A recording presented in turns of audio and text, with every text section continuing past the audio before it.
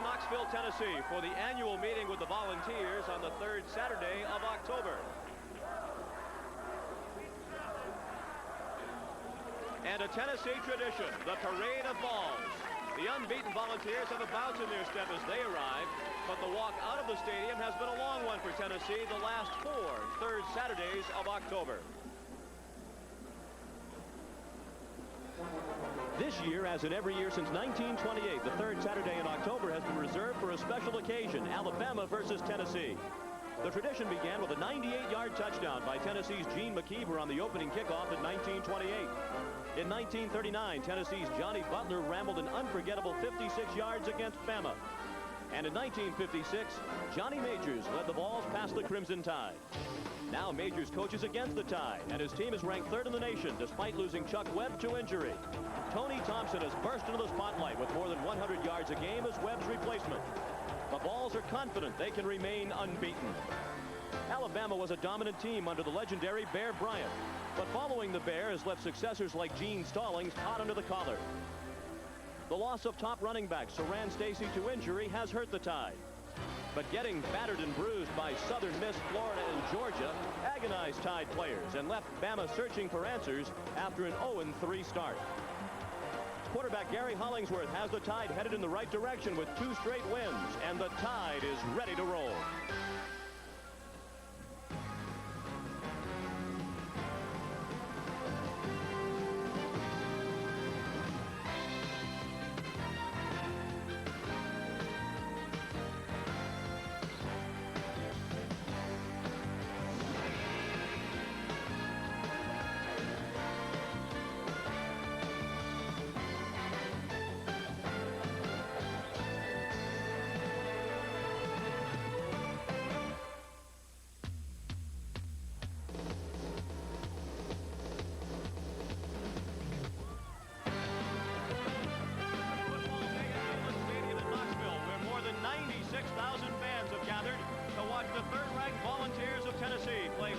Alabama Crimson Tide. Good afternoon, everybody, and welcome. I'm Sean McDonough, along with Coach Mike Gottfried. We're delighted to have you with us on ESPN for the 73rd renewal of one of the great rivalries in all of college football, Alabama and Tennessee. They always meet on the third Saturday in October. They've been playing since 1901. This year, Tennessee is playing in the national championship picture, Mike, at 4-0-2. Sean, I still think they have a shot for the national championship. It's an outside shot. Offensively, they're a big play offensive football team. They have an outstanding array of receivers that you're going to see today. Their offensive line could be the best offensive line in the country. Defensively, for Tennessee, they've now installed a 4-3 defense by Larry Lacewell. He came over from Arkansas State. You see the 4-3 here. The 4 down linemen will continually try to get up the field. The middle linebacker is a player to watch today. I expect him to make a lot of plays in the I formation against Alabama. They run a 2-deep secondary. They're very good on defense, and the defense has changed this team around. Tennessee an 11-point favorite here this afternoon. They have lost the last 4 meetings against Alabama. The Crimson Tide struggling throughout this season. They are 2-3. They've been decimated by some key injuries, but still the team that is capable of pulling off an upset. Well, they are capable. They're going to have a real challenge today. The one thing they don't want to happen in their offensive football team today is get in 3rd and longs and 2nd and long situations. They have to mix it up on 1st down. They've got to throw the ball on 1st down. On defense, they must stop Tennessee from getting any big plays. I look at it like a heavyweight fight. It's a 15-round fight. Alabama has to figure a way to stay around for the 15th round and then have a shot to win. You can see in 1990, the 4th quarter woes. They've been outscored badly by the opponents, so they must do a better job in the 4th quarter. They've had troubles in the 4th quarter because of a lack of depth. As always in football, the quarterbacks will be a key, and our expert as far as quarterbacking is concerned is on the sideline today, Neil Lomax. Neil? All right, guys, tonight we'll feature 2 of the best quarterbacks in the SEC for Tennessee, Andy Kelly, who I feel has the better supporting cast to make him a better quarterback. Now, Gary Hollingsworth for the Alabama Crimson Tide has got to have the kind of game he had last year. 32 completions for over 379 yards and 3 TDs. He's got to have that kind of day in order for Alabama to win this football game. Sean and Mike. Here come the Volunteers of Tennessee, led by veteran head coach Johnny Majors.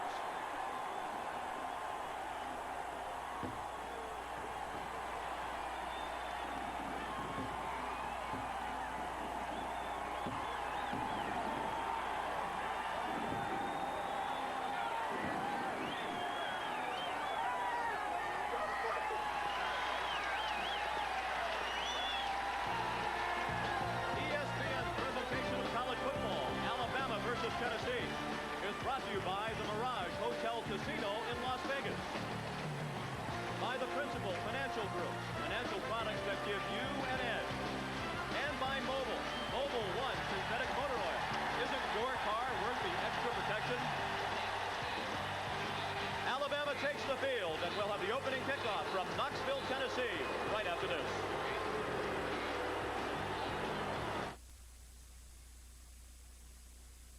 Sold out for the 73rd meeting all time between Alabama and Tennessee.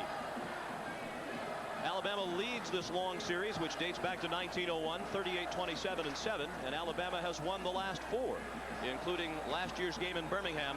The final was 47-30 in favor of the Crimson Tide. On the left, first-year head coach Gene Stallings of Alabama. On the right, Tennessee's Johnny Majors, now in his 14th season as head man here in Knoxville.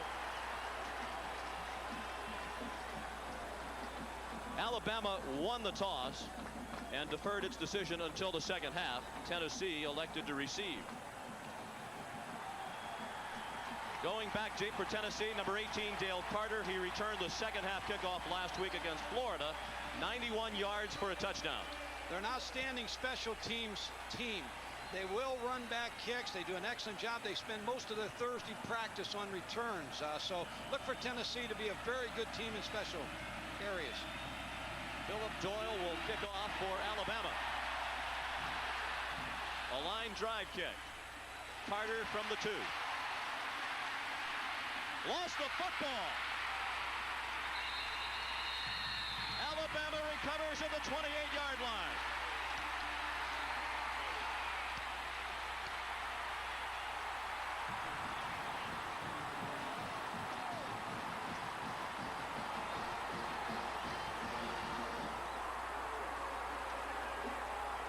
See on the return, one of the concerns of the Tennessee coaches was that they may be a little flat after the homecoming win against Florida.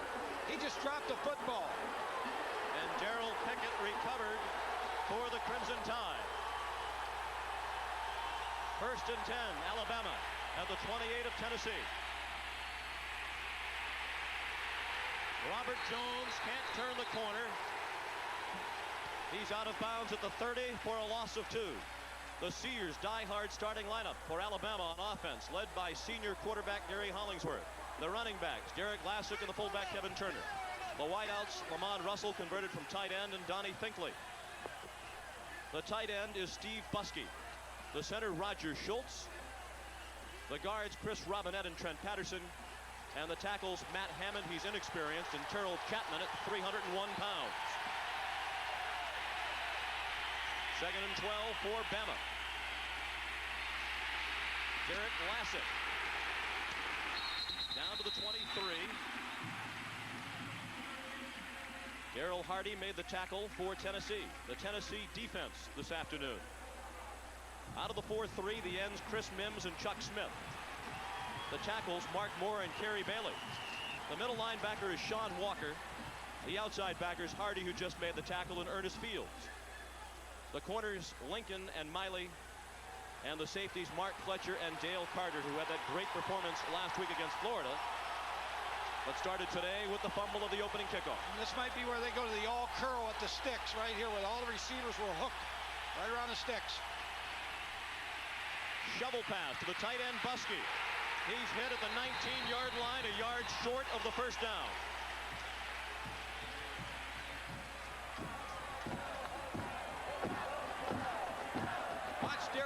Number 87, move with the flow. He doesn't overrun it. He's sitting in good position to make the tackle right there. He didn't take off with the fake of the quarterback rolling out. He sat in the hole and waited on the play. Gene Stallings got the big early break, but he will not gamble on 4th and 1. Philip Doyle, one of the best place kickers in the nation. He's only missed 1 field goal this year, and you can make it 2.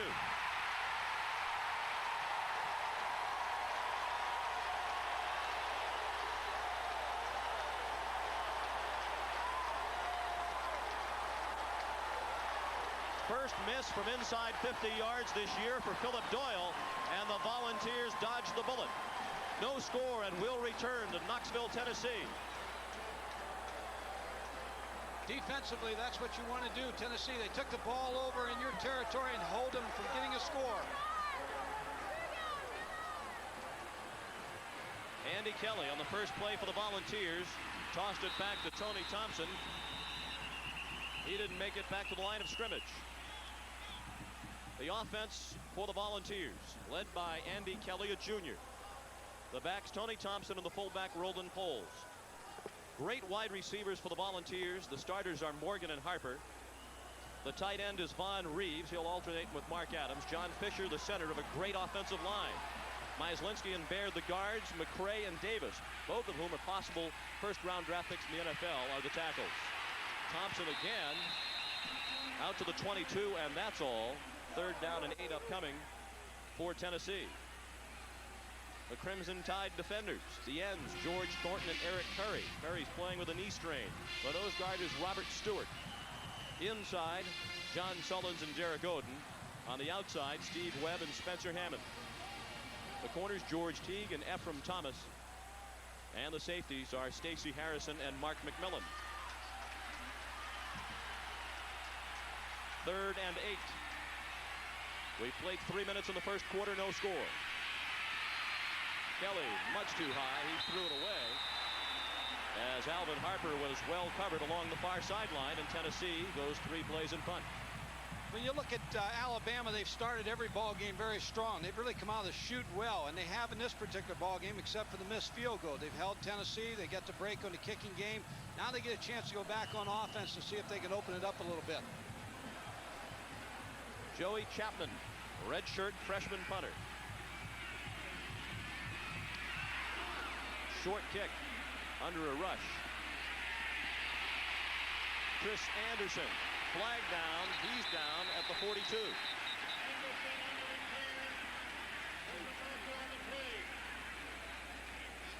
Jimmy Harper leads our SEC officiating crew this afternoon. Doing the run back, clipping on the receiving team, doing the run back will be 1st down, 1st and 10. Alabama back on offense in a scoreless first quarter. Just a few hundred yards from Neyland Stadium, the Tennessee River, and many Volunteer fans arrive by boat. No score with 11:47 left in the first quarter. 1st and 10 for Alabama. Back at their own 27 after the walk-off for clipping. Sean Walker made the tackle on 1st down on the fullback Kevin Turner. Alabama's trying to go with one back to try to spread out the 4-3 defense of Tennessee. Here's the middle linebacker, Sean Walker. I said earlier, he's going to make a lot of plays today because it's very difficult to block the middle linebacker in a 4-3 defense. You try to do it with your center and guard, but a lot of times they can't get to him. On 2nd and 8. Lassick, the tailback, tripped up behind the line of scrimmage.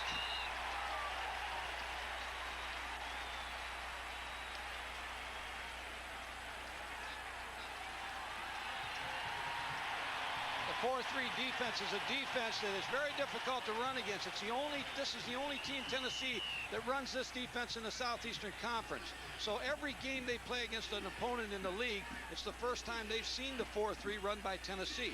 Larry Lacewell brought it over here from Arkansas State. It's an outstanding run defense with a secondary where we're playing too deep. Out of the shotgun on 3rd down. Deflected pass incomplete.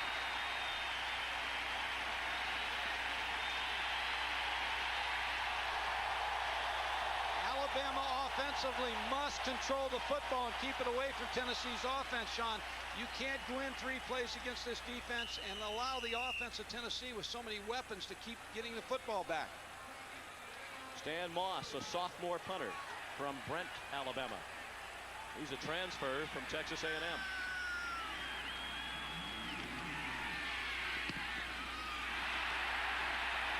Off the side of his foot and out of bounds near midfield. Well, the kicking game right off the bat is hurting Alabama. This is two situations. They had a turnover on Tennessee's kicking game, didn't take advantage of it. They missed a field goal. And then to have a bad punt right here and give Tennessee good field position, their kicking game is misfiring. That is a 20-yard punt. This game, 2 of our triple header. Florida State and Auburn follows this football game, coming your way live at 7:30 Eastern Time. That's an elimination game from the national title picture. We hope you'll stay tuned to join Ron Franklin, Gary Danielson, and Kevin Kiley for that one. We have a tough act to follow after an exciting Iowa-Michigan game got us started today on ESPN. Kelly misfires on first down, and both offenses are out of sync. Well, Alabama understands that Tennessee's going to try to get the ball as quickly as they can to the receivers. The quick game, which you just saw there, it's a 3-step drop, and he's throwing, but the corner rolled up and took that route away. So Tennessee's going to have to work the middle of the field a little bit more against what Alabama's doing here at the beginning. From the standpoint of Gene Stallings in Alabama, how much of a letdown that they did not capitalize on the fumble on the opening kickoff? Well, it's early enough that you can override that, but still, you want to score every chance you get the ball in that scoring territory. Greg Amsel, the fullback, rambled into the secondary and picked up the first down with a 15-yard gain to the 30-yard line. Said earlier, Tennessee's offensive line may be the best in the country. Watch them. They will all stand with their blocks, and they open up the hole for Greg Amsler. They alternate 2 fullbacks. Efren Thomas eventually makes the tackle for Alabama. Johnny Majors says Amsler and Foles are the best tandem of fullbacks he has ever had. Short gain on first down for Tennessee. George Thornton made the tackle on Tony Thompson. Here's Tim. Sean, the shocker of the day. Mack Brown, congratulations. A 13-13 tie against Georgia Tech. That hurts the Citrus Bowl if Georgia Tech beats Virginia. Now we're down to just 4 unbeaten and untied teams. The reason? Central Michigan beats Toledo today, 13-12. Just 4 unbeaten, untied teams, Sean and Mike. In this football game, we have an unbeaten but not untied Tennessee team. Kelly, good play action. Intercepted. George Teague out to midfield for Alabama. Second turnover for the Volunteers.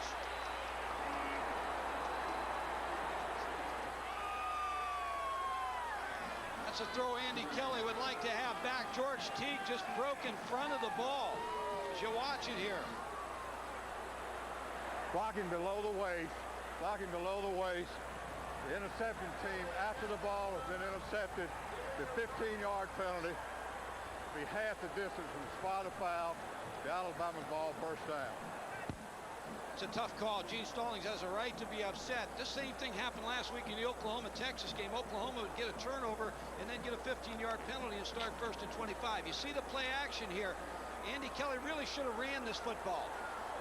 Covered very well, and it's a poor throw, but he's going to get away with it because of the penalty here, which puts Alabama back on about the 10-yard line. The sophomore George Teague with the interception, his first of the year, his second career pickoff. He's from Montgomery, Alabama. This is important that Alabama get the ball out of here. They haven't really moved the ball at all against the 4-3 defense of Tennessee. Crimson Tide wanted a new football. Ball spotted just inside the 10-yard line. Once again, here's Tim. Quickly, fellas, Miami, Notre Dame. The Rocket goes 94 yards after a Carlos Huerta field goal made it 10-3 Miami. So the game is tied at 10-10. Ty Detmer, Sean Moore. There's cause for concern. If he has one more of these today in a game of this magnitude, the Rocket will be in line for the Heisman as well. Back to you guys. On Alabama's first play of this possession, Martin Houston, the backup fullback, plunged ahead for a couple of yards, moving Alabama out to the 12. Alabama's going to have to throw on first down. I know they're backed up a little bit, but they're going to have to be able to put the ball up on first down against this defense. And some concern along the near sideline as the doctors tend to Anthony Morgan.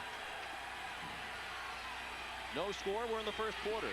8:40 remaining. Houston again. Bounced off a couple of tacklers, then got driven back by Ernest Fields, number 23.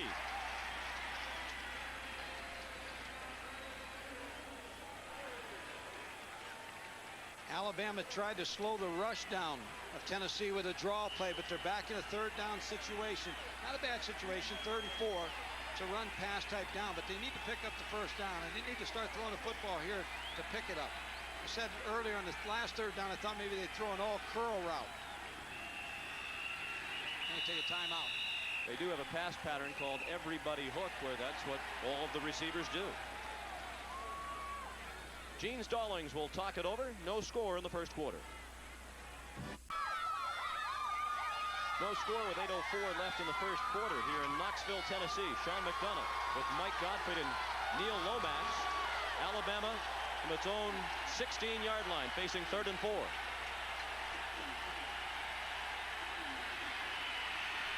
Hollingsworth has some running room, but couldn't get away from the tackler. Darrell Hardy again made the stop for Tennessee, and Alabama will be forced to punt. One thing that the shotgun does for Alabama, it kind of negates the pass rush of Tennessee. It's a little tougher to rush the passer in the shotgun. But again, Gary Hollingsworth is not a real mobile quarterback, so he needs to try to throw the ball to pick up that first down. He had just the one man to beat, and that was Hardy, but he couldn't get around him. Stan Moss shanked his first punt.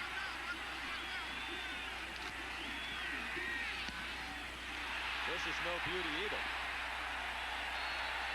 Almost the exact same kick off the side of his foot and out of bounds along the far sideline. Well, that'll drive a coach crazy. You kick 2 in a row out of bounds like that and put your defense in bad field position. The other thing about Alabama's defense, they're playing without Eric Curry on every down. Eric Curry was hurt, as you mentioned earlier, with a strained knee. You take somebody of that ability out, 6'6", 254, eventually you're going to feel it. I look for Tennessee to start running the football right at them.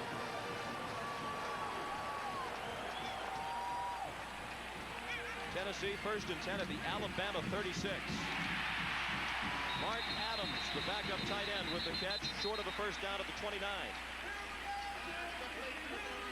Just a little curl route over the middle. He got right between the linebackers, John Sullins and Derek Golden.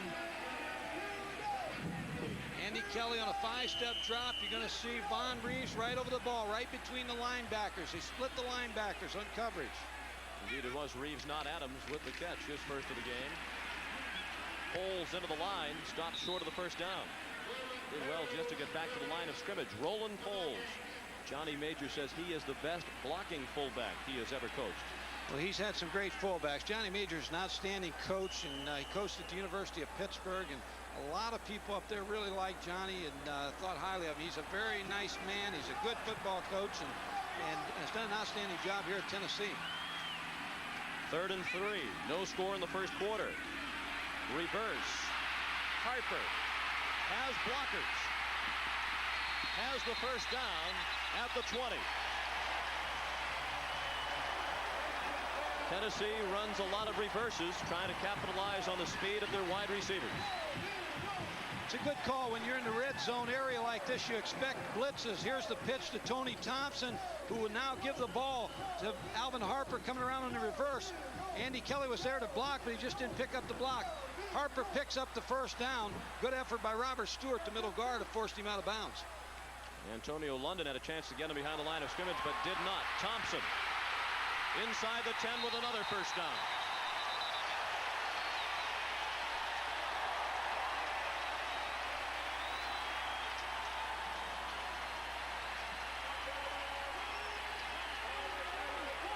Just a sprint draw play to the right side that Tony Thompson broke back to the weak side. The player that made this play will be Carl Pickens. You see the offensive line right here. Charles McCray, Doug Baird leading the blocking. Now follow as you see Tony Thompson breaks to the outside, then gets a good block by Carl Pickens. Thompson inside the 5.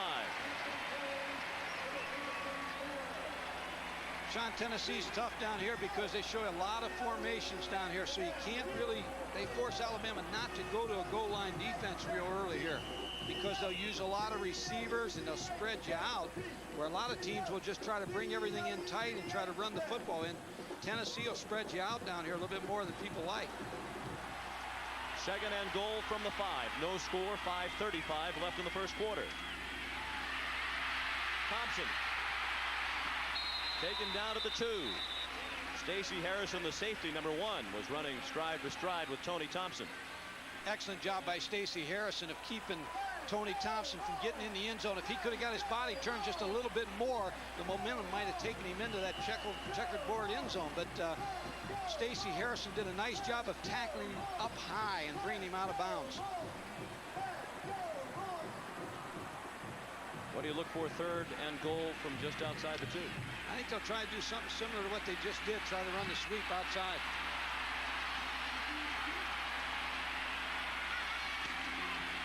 Amsler tried to go over the top and didn't get close. That's a long way for the fullback Amsler to leap. They were outside the 2, and it was not close. Alabama's been very good in their rushing defense. A very strong team against the run. Just as Gene Stallings did not gamble earlier, Johnny Majors will kick a field goal. Watch Alabama's defensive line get up the field. That's the important thing on defense. If you can get past the line of scrimmage and get penetration before he's able to go up in the air. And that's what Alabama did. A 20-yard attempt for Greg Burke. 3-0 Tennessee.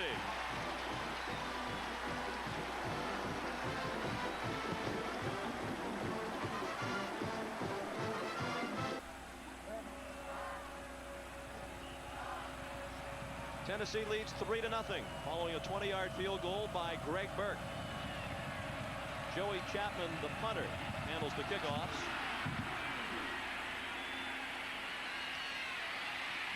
Lorenzo Cole, number 40, lost the football. They're going to say that he was down back at the 17-yard line. The Volunteers think that they have recovered, but Dave Thomas is in for a rude awakening as the officials say it is still Alabama football. Again, Tennessee's very good on special teams, and they had good coverage on that, made the play, and almost forced a turnover. Their defense right now is number 1 in forcing turnovers. See Lorenzo Cole come in from the side over there and make the play and cause the fumble. Tavio Henson knocked it free, but Cole was ruled down. Hollingsworth trying to throw. Hardy, the first man to greet him at the 16-yard line, a loss of 1. Again, on the 4-3 defense, you have the extra linebacker, so your coverage is tough to throw the ball over the middle right now when you're dropping back like that. But Gary Hollingsworth needs to find a target, get the ball up the football field to him. Tennessee likes the idea of forcing him out of the pocket. Less than 3.5 minutes to play in the first quarter. Alabama facing 2nd and 11. Busty, the tight end, close to a first down. He has it. They'll spot him out of bounds near the 30. Let's check in along the sideline with Neil Lomax. Well, guys, anytime a quarterback loses 2 star players on offense like Stacey and Sanderson, Hollingsworth's favorite wide receiver, you have confidence problems. And that's what Gary Hollingsworth's going through right now. A lot of confidence problems. Alabama's going to win this game. He's got to get his confidence back. As Neil Lomax well knows, Gene Stallings suffered through many injuries to key players last year while he was coach of the Phoenix Cardinals. He said he had 19 players who missed 6 games or more due to injury. The same story this year, now at Alabama. Chris Anderson, the true freshman, couldn't get away from Floyd Miley, the junior from Fort Lauderdale, Florida.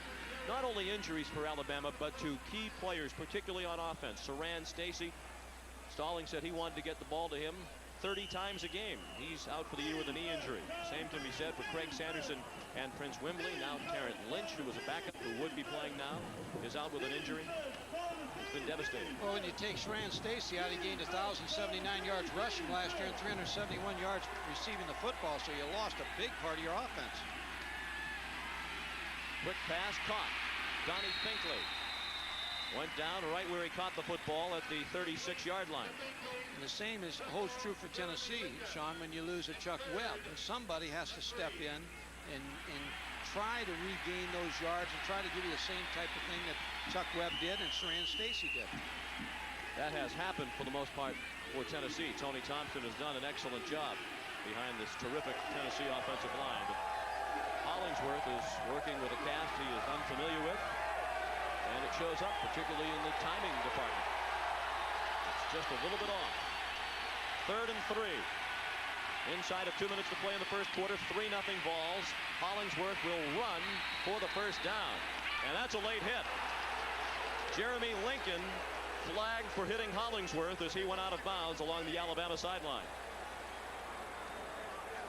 It's a good fake by Gary Hollingsworth. They faked the power sweep off of split backs. Personal foul, late hit out of bounds, first down, 15-yard penalty. Jeremy Lincoln came up late and hit him out of bounds and caused a penalty. Gary Hollingsworth did a nice job. He came out all by himself on that. There was no blocking at all. He faked everything to the left side, came out on the run by himself to the right side, was able to pick up the first down, get to 3 yards. Best day of Gary Hollingsworth's career last year against Tennessee. 32 completions, a school record. Anderson, the true freshman, had just that man to beat for the touchdown, but he couldn't slide away from the grasp of the nickelback, Roderick Lewis. Then Chris Anderson, the freshman, will follow the blocking at number 70, Terrell Chapman, who's involved in a double team. Look at the movement they're getting on Mark Moore right here, which caused that opening on the backside. A good back like Chris Anderson saw it on the backside, was able to cut back. Anderson has been timed at 4-4 in the 40. Here he is again. That's a tough run. He tried to steamroll Ernest Fields and came up about a yard short of the first down at the 36 of Tennessee. A 3rd-1 situation here for Alabama. Last week, Tennessee went to a 50 defense, completely shifted out of the 4-3, went to the 50 against Florida, trying to shut down their passing game. Florida did not run the ball successfully against them last week, and that's something Alabama's going to try to exploit a little bit here early in the first quarter. The Tide 1 for 4 on 3rd down conversions. Jones might have picked up the first down with the second effort. He has. He needed to get to the 30, and they'll spot him just across the 30 for the first down. They like Robert Jones on short yardage situations. He's 190 pounds, where you have Chris Anderson, who's 175, and Derek Vlasic about 185. So they like him. He's a tall, he's a rangy player, and on short yardage, that's the player they'll go to. And he is the cousin of Bobby Humphrey. Not a bad back himself. Alabama on the move in the final seconds of the first quarter. 11 seconds remaining. Tennessee leads 3-0. Buskey dropped the ball on the final play of quarter number 1. Gary Hollingsworth had a tough time there because Matt Hammond, the freshman, is blocking on Chuck Smith, number 56. That's a match we'll look at all day, but Chuck Smith should win that match most of the day. After 1 quarter in Knoxville, the Volunteers 3 and the Crimson Tide nothing. Coach, here's the matchup you were talking about. Left tackle Matt Hammond of Alabama against Tennessee's Chuck Smith. Well, he's a redshirt freshman, and he's going against a player who's 6'4", 234 with excellent burst off the ball. That's what Alabama doesn't want to happen in past situations, that matchup. They're going to have to try to double Chuck Smith and give Hammond some help. This is the 10th play of the Alabama drive. It's a screen, and Anderson thrown down behind the line of scrimmage. Ernest Fields, the junior, read it perfectly and made the big play for Tennessee. Outstanding play by Ernest Fields of reading the screen pass. Gary Hollingsworth was rushed. Didn't have a whole lot of time to set it up to Chris Anderson, but you can see right there, Ernest Field, the best way to deflate a screen pass is get people up the field so the lineman can't set up and get their blocks ready so that the lineman or the receiver then can follow them. Outstanding job, Ernest Fields. This is what Alabama doesn't want to be in, 3rd and long. And at the moment, they are out of field goal range. Hollingsworth throws, caught for a first down. Donnie Finkley inside the 25 and spotted down to the 22-yard line.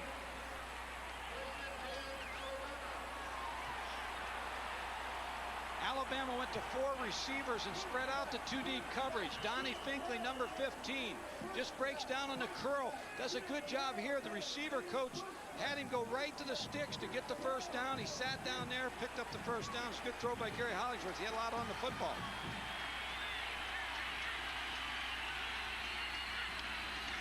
Three 0 Tennessee. Alabama on the move. Anderson not on the move. Chuck Smith in on the tackle. Then Chuck Smith, and then Chris Mims. Larry Lacewell wants his defense to cause turnovers. He wants them to get into a situation where they cause fumbles or interceptions, and that's what they've done a real good job of in their early part of the season. One thing about the Southeastern Conference offensively, they're all about the same. No one really runs the option attack like Colorado did to Tennessee early in the year. Most of these offenses are mirrors. They're all doing about the same thing. 2nd and 12. Anderson. Thrown for a loss again, this time by Dale Carter.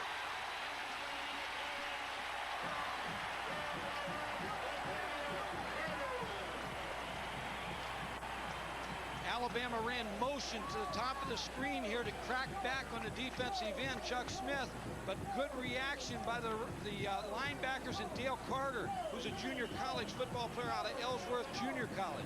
Interesting thing about him, in his senior year, he either returned a punt or a kickoff for a touchdown in every game his senior season. Tells you a little bit about what type of athlete he is. Alabama 3 for 3 on 3rd downs on this drive. The shovel pass to Anderson. He's close to a first down inside the 15. It'll depend on the spot. From here, it looks like he's going to be a little bit short by less than a yard. They'll mark him down right at the 13. He needed to get between the 12 and the 13. It's the second time they've run the shovel pass, this time to Chris Anderson, the freshman. Again, good blocking when you run the shovel pass like that. It gives time. It's almost like a screen draw type of play. He just came up a little short. Mark Fletcher made the tackle on him and stopped him from getting the first down. Alabama will try for the field goal. A 30-yard attempt for Philip Doyle. That's good after his earlier miss. And this game is tied at 3. 11:39 to play in the first half, and we'll be right back. The Smoky Mountain National Park, about an hour from downtown Knoxville. It is a beautiful part of the country. Following the Alabama kickoff, which rolled through the end zone, Tennessee will get the football 1st and 10 at its own 20 in a 3-3 game in the second quarter. Well, time of possession right now, Alabama's had it for 12 minutes and 31 seconds. Tennessee's only been on the field offensively 5 minutes and 50 seconds. That's what Alabama has to do if they're to stay around for the 4th quarter and try to win this boxing match. Andy Kelly dumps it off. Short game to the tight end, Mark Adams. Here's Tim Brando. Miami has scored again, gentlemen. Watch Craig Erickson. More importantly, watch the official judgment. A little bit of a delayed call. Is he in? Come on, guys. Make up your mind. They finally do. He's in. Rocket Ismail, the story. It's 17-13 Miami.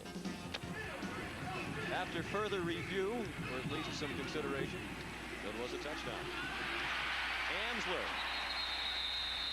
He'll be short of the first down. They'll spot him down at the 29. An impressive drive for Alabama that resulted in the field goal.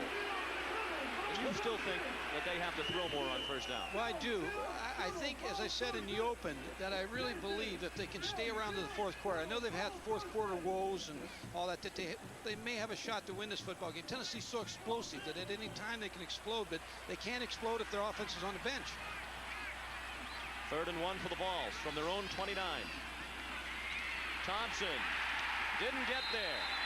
John Sullins, the inside linebacker, number 90, made the play for Alabama.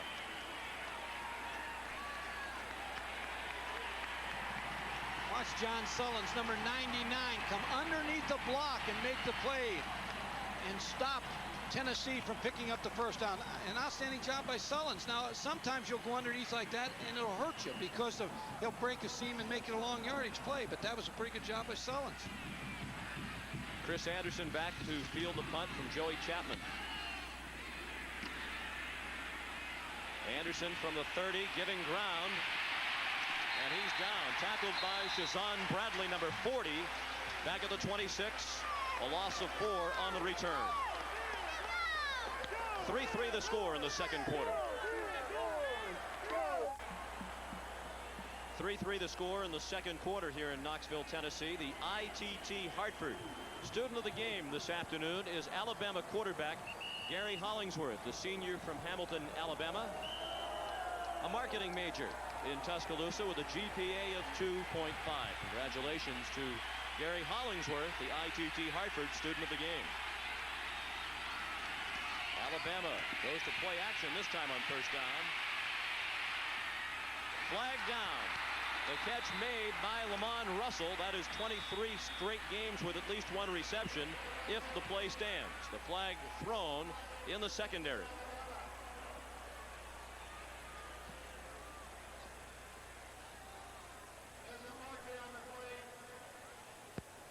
Yeah. Defensive holding, the call from Jimmy Harper. That'll be declined, and Alabama will take the ball first and 10 at its own 41. Johnny Majors, an impressive record, and an impressive record last year when they went 11-1, the only loss to Alabama. But he didn't feel they were a good defensive football team last year. Now they are, as a result of several junior college transfers who have come to Knoxville. Well, they were suspect going in this year defensively, and he made a couple changes. One, he brought Larry Lacewell in with a 4-3 defense. The second thing, as you see here, the JUCO connection. He brought in 6 junior college players on defense, and they've helped him right away.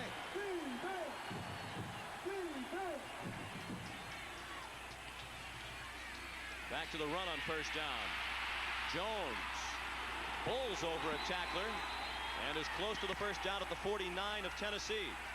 Robert Jones, a junior from Birmingham, Alabama.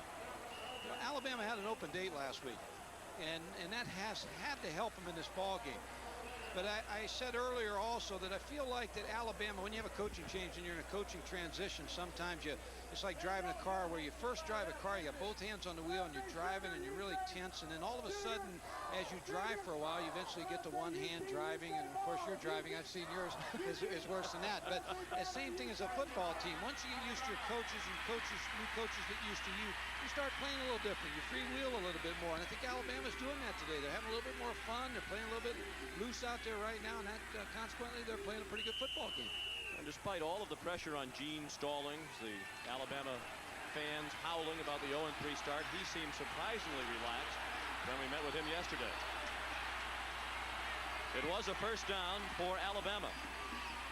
Martin Houston into the secondary with another first down for Alabama. He's finally taken down to the 35-yard line. Alabama has 2 offensive line coaches, Mike Solari and Jim Fuller. And they work 2 in there. Here they're going to get a block. They're going to get that combination block from the backside on Sean Walker. And again, Dale Carter makes the play. They're running the ball effectively, which people have not been able to do against Tennessee. That was Chris Robinette, the left guard, with the important block. First downs picked up on consecutive plays by the Tide. 3-3 the score in the second quarter. Houston fumbled and got it back. He dropped the football on the turf, but it bounced right back to him at the 32.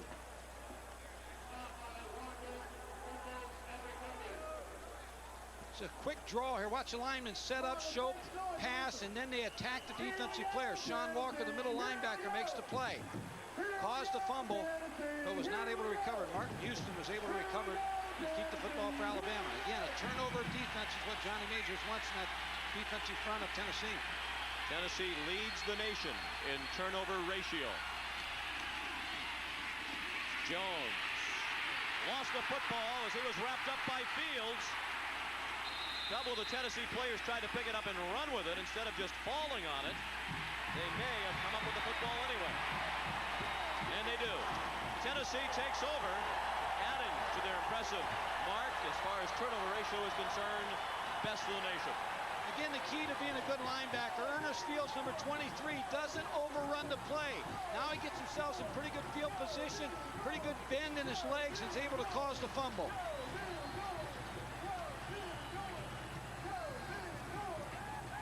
Now Tennessee has to make something happen on offense. They've not been very effective running the football against Alabama, so they may need to start opening up a little bit more on first down against them. 3-3 to score. Halfway through the second quarter, it's Thompson on first down. Stopped by George Thornton, number 94, after a short game. Looked like Alabama went to an 8-man front on first down. May have been the Chicago Bear defense, the 46 defense that teams like to use. Here's a no huddle by Tennessee right here. Watch trick play now. Kelly snapped the ball back to Thompson. Alabama not fooled, and Thompson did well just to get to the 38-yard line. He was looking at a loss. Well, sometimes when you run a trick play, it's not going to be effective. But I'll tell you what, it is effective in a lot of ways because it puts the defense on guard. There they were just running the play where the quarterback bends over like he's tying his shoe and pitch it out real quick. So Alabama read it, got out of the defensive huddle right away, and was prepared for the play. Andy Kelly looking at third down, 6 yards to go for a first down.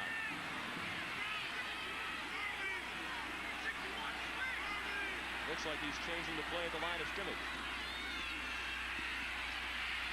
Amsler short of a first down. That's a gain of 1, and the natives are getting restless. Well, even if you're undefeated, sometimes they get restless.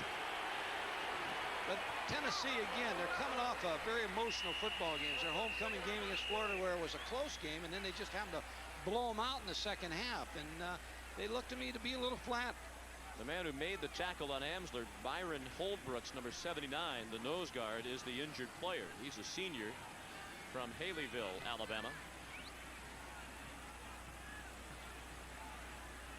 Alabama's done a nice job with all the injuries they've had. Most of their injuries have been on offense, but you take and you lose Eric Curry in this particular football game. They've really, I think, have done a good job. Gene Stallings is a good football coach, and now probably feels more comfortable with his football team. Great triple header on ESPN today. The same can be said for our lineup next week. It starts with an Ivy League battle between Brown and Cornell. Cornell now led by head coach Jim Hoffer, who last year was an assistant here at Tennessee. That game is followed by Penn State and Alabama. We'll be in Tuscaloosa for that one. Penn State victorious today over Boston College. And the third game of the triple header, Notre Dame, ranked number 6, heading into today's battle with Miami at Pittsburgh. And at last report, Paul Hackett and the Panthers had their hands full with Louisville. When Tennessee gets the ball back the next time, they may start to try to go with some option to give them a little bit another way to try to get the ball outside on this Alabama defense. 3-3 the score, and we'll return to Knoxville right after this.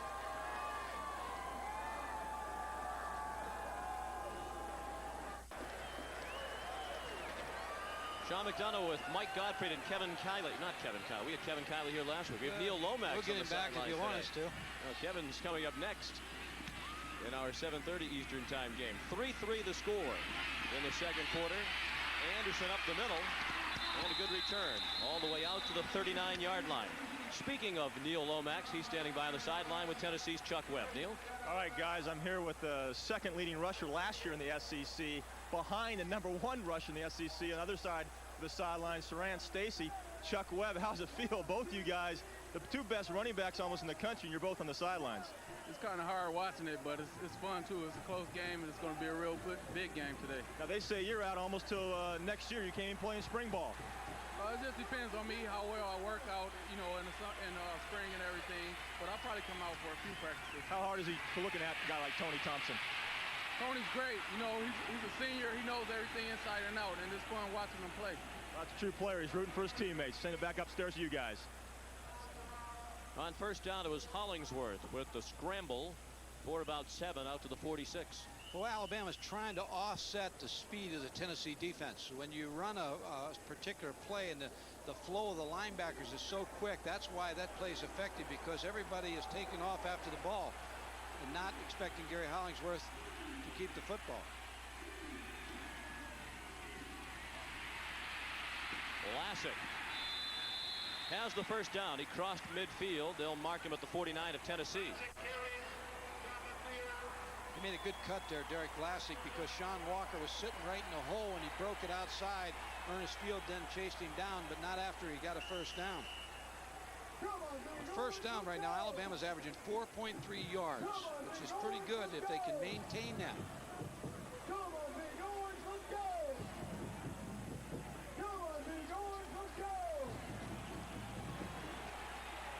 Ticking down to 5 minutes left in the first half. 3-3 the score.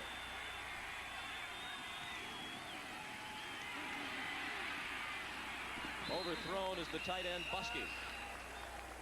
It's the same play earlier that Alabama had run with success to hit the tight end Steve Buskey, but Ernest Fields ran with him this time and cut off the passing lane.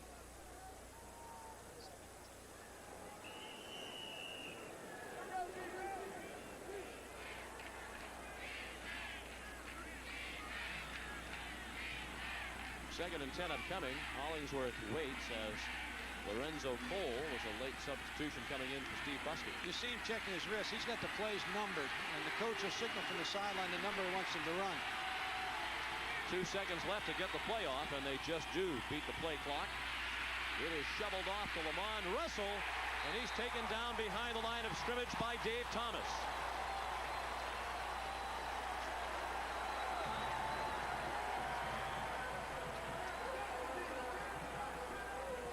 Lamont Russell's a tight end.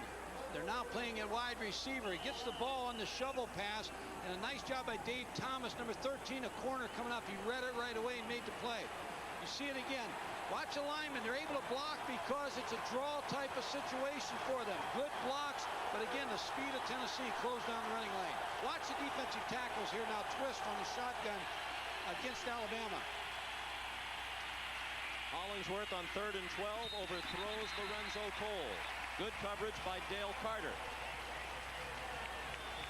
He had him open. He just overthrew it. And sometimes I talked to Neil Lomax a little bit earlier about the crown on the field here at Tennessee. In the middle of the field, it's probably the biggest crown I've seen on any field other than Oklahoma. And sometimes the quarterback will overthrow early in a ball game until he gets used to it.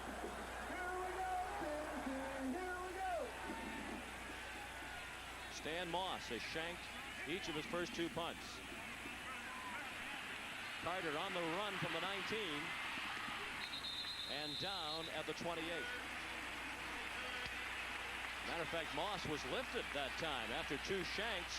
The punter was Tank Williamson. His punt a 33-yarder and a 10-yard return officially for Dale Carter. Alabama has so far been effective of not allowing Tennessee a big play. They're a big play offensive football team. They've shut it down so far. They need to continue to do that. Unbalanced line to the left side here for Tennessee. Ball's keeping on the ground on first down. Thompson out to the 33, a gain of almost 5 on first down for Tennessee. 3-3 the score with 3:40 left in the first half. Sometimes when you're struggling a little bit on offense, you like to do some different things. Tennessee went to an unbalanced line and ran to the side. They had more linemen than they usually do. Alabama did not adjust that time by moving a man over. Here's the unbalanced line again. Alabama's going to have to move over here. The fullback Poles, a very short gain. 1 yard to the 34 for Roland Poles, the senior from Caledonia, New York, near Rochester. Nice job by Robert Stewart, the nose man. He looked like he slanted to the unbalanced line and beat the block of John Fisher, the center, to make that tackle. The defensive line for Alabama, even without Eric Curry on every play, has really controlled the line of scrimmage. Now they have the unbalanced line to the right side.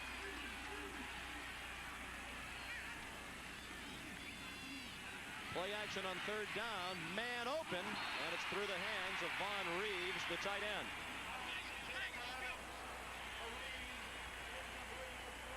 They came back to the short side. The unbalanced line was to the top of the screen and to the field. And they came back and tried to hit Vaughn Reeves, who was the second man on the end of the line of scrimmage.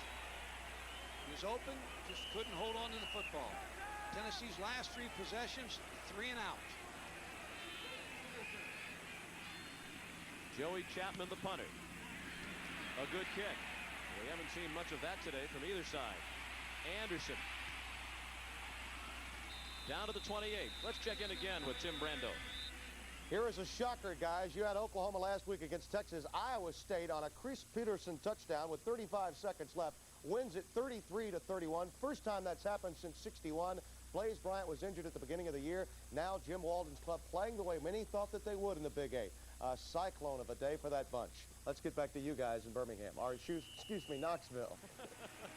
Sometimes we may think we're in Birmingham, but sometimes when you win or lose a ball game like they lost last week against Texas, you don't recover for a couple weeks, and that might be what happened to Oklahoma. Hollingsworth with a flag down. He's down. Sacked by Kerry Bailey. The flag was thrown in the area in which you would expect holding. And that's what it is against the Crimson Tide.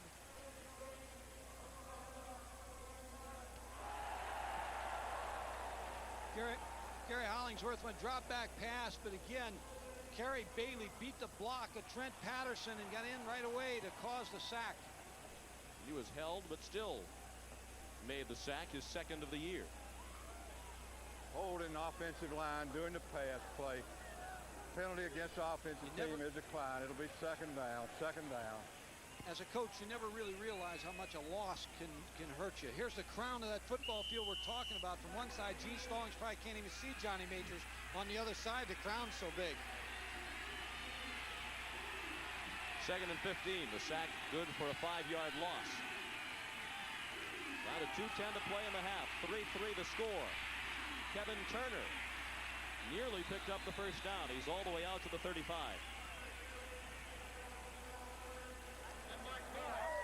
The draw has been very effective for Alabama. Kevin Turner on the draw here. Dale Carter, the free safety, has to come up to make the play.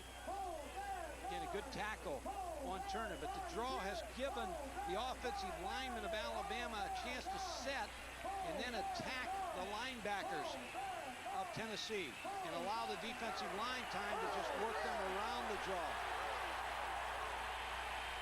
Coming up at halftime, the Rayovac report with Tim Brando. Alabama 3 of 8 on third down. They pick this one up. The completion out to the 49-yard line to Lamond Russell. This time Alabama came back and faked the draw to hold the linebackers. On a play-action pass, you're either trying to do one of two things. You want to fake the play action and throw behind the linebackers, or fake it and try to go deep. Here Alabama's not going without a huddle to try to catch Tennessee. And because they've already used one of their timeouts, Hollingsworth throws it away. That'll stop the clock with a minute 13 left in the half. Alabama 3 and Tennessee 3. Lamond Russell, who was a tight end who made the catch on the previous play, they've moved him out to wide receiver to try to bolster that position a little bit. Gene Stallings just felt like he had to get somebody outside to help receive the football and make some plays for Gary Hollingsworth.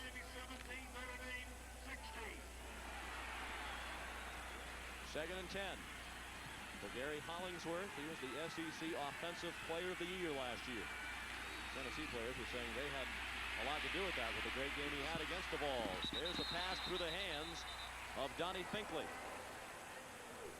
Gary Hollingsworth did a nice job here of trying to avoid the rush, move up in the pocket, and on the move, he threw a pretty good throw to Donnie Finkley that should have been caught. Here, Gary Hollingsworth off the shotgun, moves up to avoid the rush, on the move, gets good velocity on that football. That ball should have been caught. Looked like Donnie Finkley even stopped running a little bit. He should have continued to run. He knew he was close to the sideline, but yet he still had room if he would have continued to run to make that catch, try to keep his feet in bounds. Now Alabama's fighting the clock and the Tennessee defense. On third and 10, Turner, and Tennessee was not fooled. The first hit from Darryl Hardy. And the Volunteer defense holds. Well, the draw's been effective on first and second down. Third down and long, Tennessee played the draw this particular play. And the linebacker, Darryl Hardy, just sat in there and read it. Now Alabama will be satisfied to punt the football and try to punt Tennessee in the hole here with about 39 seconds to go. And again, it's Williamson, the backup punter. After the 2 poor kicks by Stan Moss, he was removed. Williamson handled the last punt. They're going to take a delay of game, it looks like.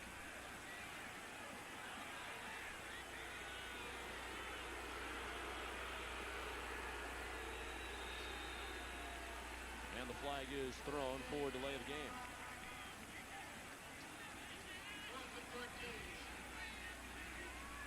Here's where, if you're Tennessee in this type of situation, you might as well go after it, try to block it. With only 19 seconds to go, line them all up and go after it.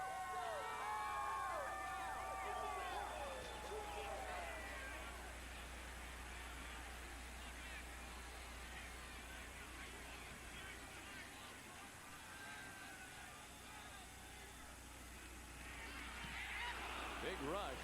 Thomas almost blocked it. Carter from his 16. Down at the 20. 8 seconds left in the first half in a 3-3 game. A 39-yard punt and a 4-yard return for Dale Carter. Alabama has played well in the first half this entire football season. As I said before, the open date may have really helped them prepare for this football game. The second half, the fourth quarter, has not been their quarter, and I know Gene Stallings would like to change that today. Tennessee looks like they're just going to kill the clock. Indeed they will. The 96,000 fans booing the unbeaten Volunteers as they leave the field. One field goal for each side, and at the half we're tied at 3. Coming up next, the Rayovac halftime report with Tim Brando. You're absolutely right, Tim. 3-3 our score at the half. Tennessee came into this football game averaging 42.3 points per game, third in the nation, and averaging 439 yards of total offense per game. The Alabama defense, even with some injuries, held the Tennessee offense to 71 yards of total offense in the first half. Well, Tim Brando is absolutely right. The 3 receptions that Tennessee has had catching the football have been by backs and tight ends. They have not hit a wide receiver with a pass yet, and the big play players are the wide receivers. Tennessee looks a little flat. Alabama, on the other hand, second half, remember, the fourth quarter has been a tough quarter for them. They have to overcome that. They had almost twice as much time of possession in the first half as Tennessee. Down to the field, let's get the thoughts of Neil Lomax. Well, we usually have a comment from one of the head coaches, guys, but both coaches, Majors and Stallings, would not talk to me. Even Gene Stallings, my old football pro coach, wouldn't want to comment because of the intense rivalry and the closeness of this football game. So mum's the word down the sidelines. Well, sometimes when you're a coach, you don't even, Neil, he might not even seen you as he come out because everybody gets so emotional in this ball game, and this has been an emotional football game for both these teams. And we should point out that Neil and Gene Stallings enjoy a very friendly relationship. Still didn't see. No. Gene decided he did not want to speak. Robert Jones ran into a heavy tackle as he crossed the 20 and went out to the 23. He took a big pop from Mark Fletcher. I'm sure both coaches try to settle their teams down. Gene Stallings trying to tell them, hey, we can win this football game. We just got to now put 2 more quarters together. So as I said earlier, heavyweight fight. We're around here in the third quarter. We need to be around the fourth. Johnny Major said we got to play with more emotion. I'm sure he's trying to draw the emotion out of his football team. And the crowd is trying to spur on the Volunteers as the second half begins. Vlasic leaps to the 25, a gain of 2 on the first play from scrimmage of the second half. Alabama has been in this position before. I think with the open date, it may help them. But you see, Southern Mississippi, they had a lead, they lost. They had a 10-point lead over Florida, 10-point lead over Georgia, and they lost. Sometimes when you're, again, the coaching change, and when you lose, sometimes it just happens, and winners find a way to win, and that's what they have to turn around right now. Vlasic again on second down. Squirts across the 30, down at the 31, 2 yards short of a first down. I'm impressed with the way Alabama has run the football. They have been able to run the football on a team that has not had problems with the run all year. Mike Solari, as I said, Jim Fuller, the offensive line coach, Larry Kirksey, the running back coach, Mal Moore, who calls the plays, all have to be really happy the way their guys are playing. Alabama this year has been outscored 24-23 in the third quarter and 48-12 in the fourth quarter. On 3rd and 2. Across the line of scrimmage was Sean Walker. And flags fly. I did not detect any movement along the Alabama offensive line. No, I think Sean Walker may have been affected by the way Gary Hollingsworth called the play. He may have put emphasis on something and drew Sean Walker. That's what it was, offside on Walker.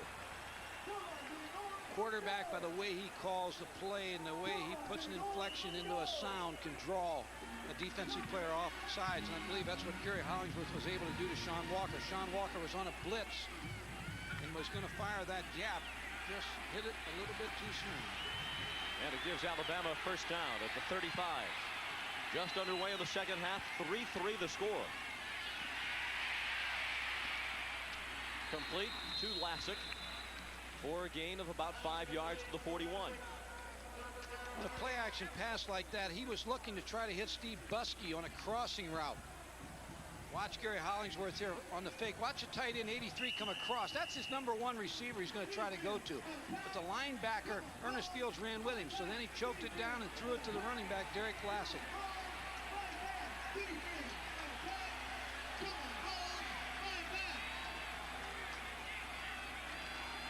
Back to the run on 2nd and 5. The fullback Turner, junior from Prattville, Alabama.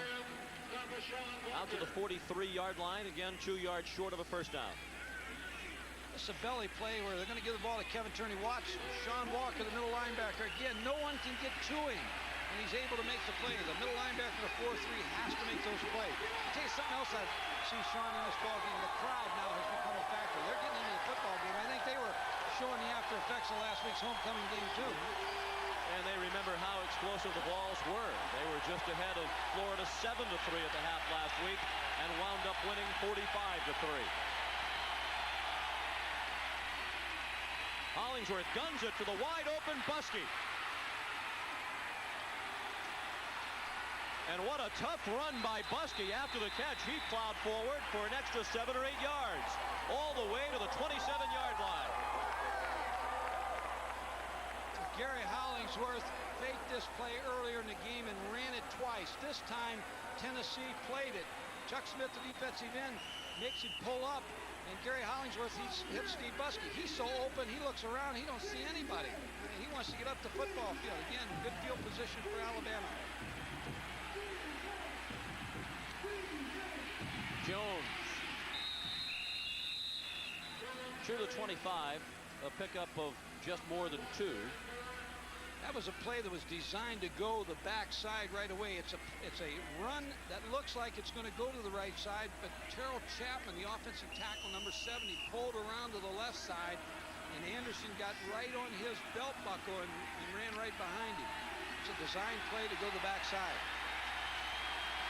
We've played nearly 4 minutes of the third quarter. 3-3 the score. Robert Jones has room along the sideline. He's knocked out of bounds inside the 17 by Dale Carter.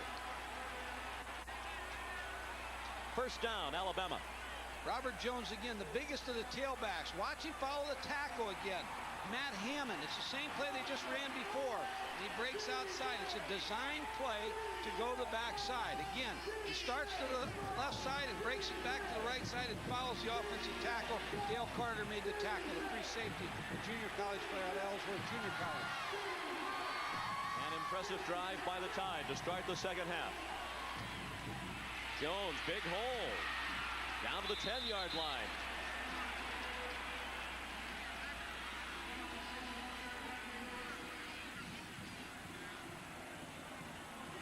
Robert Jones again, the bigger the back.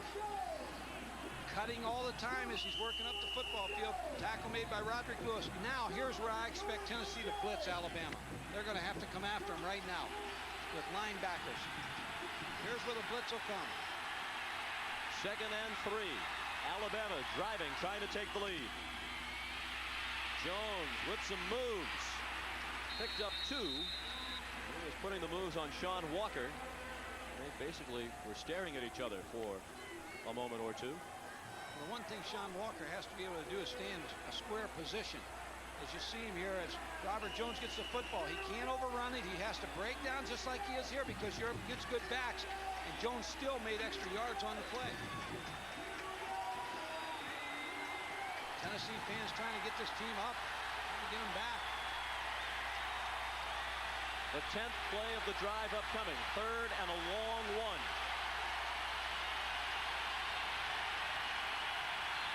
Hollingsworth called for timeout. No time remaining on the play clock as he asked for the timeout. Let's see if the officials grant him the timeout without assessing Alabama penalty. 0 shows on the clock. And now the officials say, pick up the flag. It was a timeout called by Alabama before the clock ticked down. 3-3 the score. We'll be right back. Wouldn't be a bit surprised here to see Alabama throw the fade route to an outside receiver in the corner of the end zone. They've got it's about 2 yards to get the first down. They've had success running the football. This might be a chance where you want to take the chance to try to get the touchdown pass in the corner of the end zone. 3rd down, nearly 2 for the first down. Into the end zone, incomplete. Intended for Buskey. Roderick Lewis had the coverage.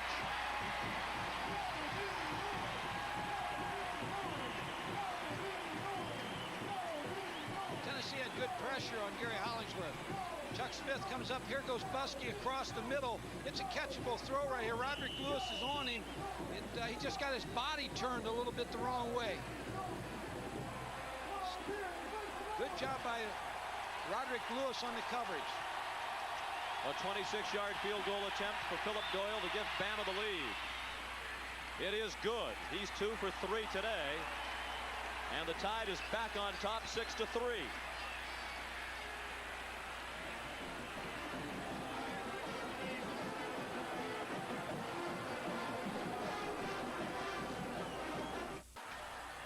Well, there might be 94,000 fans here in Neyland Stadium, but Alabama's brought their share of their fans. They're up 6-3. They've taken the Tennessee fans completely out of the game. What do you guys all say about those? That's crazy up here. Back to you guys. Okay, one thing about the South, football is important. In the Southern teams, in the Southeastern Conference, fans get into the football game. Doyle bounces it down the field to Carter. Carter, burst of speed, and a good return to the 33.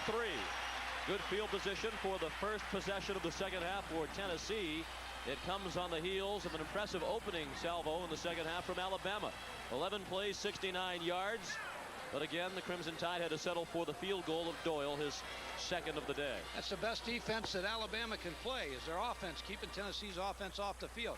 Tennessee must now try to get the ball to Alvin Harper. They need to try to get it to Anthony Morgan and Carl Pickens, the wide receivers. The ball needs to get in their hands. On the ground with Thompson. A gain of 7 on the first play from scrimmage of the second half for Tennessee. Thompson held to 31 yards on 10 carries in the first half. The second half has been a problem for Alabama, mainly because of lack of depth. They haven't had as much depth. I know Gene Stallings, when he came into Alabama, felt like there wasn't as many players there as he needed the first year, and he's had some injuries. And again, very important to point out, Eric Curry has not played very much in this football game. On 2nd and 3, pulls the fullback, first down. He pulls across midfield. Spencer Hammond made the tackle for Alabama. Alabama came up with a drive that consumed a lot of time. Tennessee needs to answer the challenge right now. Anytime somebody scores, you want to try to come back and answer the score. And that's what Tennessee has to do right now. Looks like they're going to run the football and pound it at him, but still, again, eventually they'll get the ball to Harper or Anthony Morgan. Thompson slips down. They'll spot him down where he first slipped down at the 50. Johnny Majors, himself an outstanding football player at Tennessee. Johnny's recruiting. He has 22 states represented on this Tennessee team, and as he told me the other day, that sometimes will cause an up and down year because they basically recruit Tennessee. They'll get 8 players out of this state, and then they have to go all over the country to try and find the rest of their players.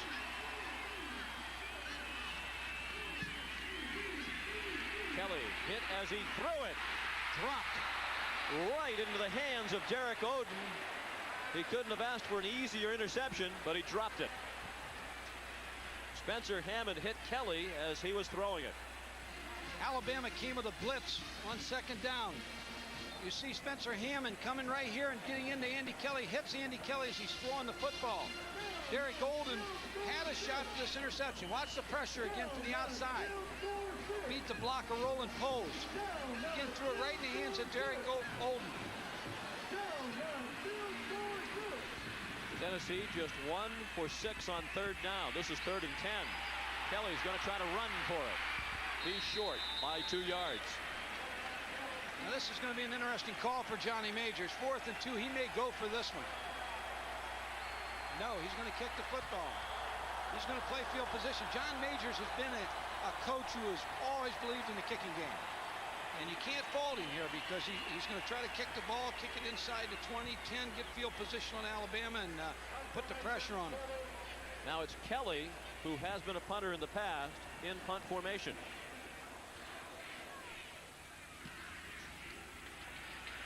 Pretty good kick. And the balls. Where will they mark it down? A touchback. Whoa! The official changing his mind in midstream, started a signal touchback, then says down here inside the 1. I'm not sure of that. I think momentum took him in the end zone. This should have been a touchback. Andy Kelly with a nice job punting the football, but I don't believe the Alabama player, he's got control of it right when it gets to about the 1-yard line. The Tennessee player has control of it, but he steps in the end zone. That ball should have been a touchback. Now watch the official. He gave the signal of the touchback.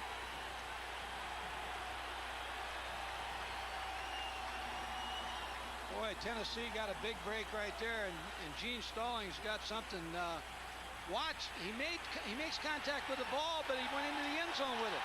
Now watch the official. Right there, you see him start to come up with the arm along his side to say touchback, then changed his mind. Hollingsworth just trying to shove it out. Didn't get very far. Perhaps out to the 1 for a half yard, and that's it. Watch this again now. Darryl Hardy makes the play, but he's in the end zone. His momentum carried him in the end zone. The ball should have been on the 20-yard line. Alabama on this particular play, they have very little yardage here. The penalty is going to be declined. It's going to be 2nd down. This might be a play where you fake a play action and put it up deep. Sean, try to throw it out of here.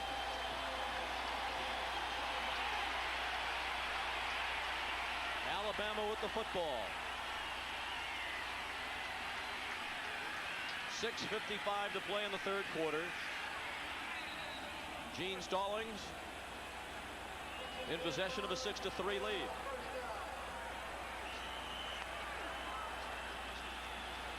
They try to put it up to Lamont Russell. 1 back set. Vlasic nearly collided with Hollingsworth as he took the handoff.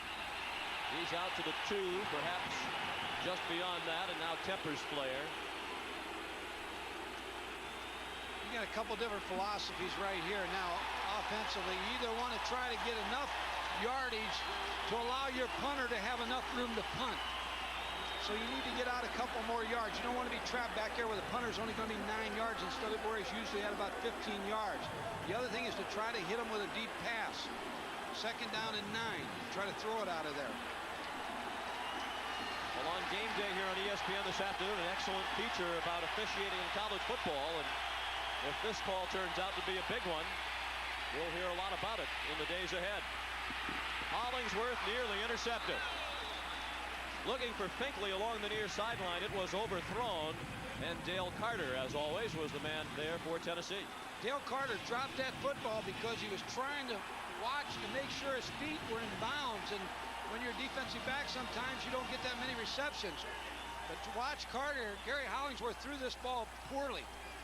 And watch Dale Carter. He tries now to take his eyes down, make sure he can get his feet in bounds, and just couldn't control the ball. Now look for Alabama just to run the ball and punt it and get out of here. On 3rd and 9. Hollingsworth to throw out of his own end zone. He's out to the 2.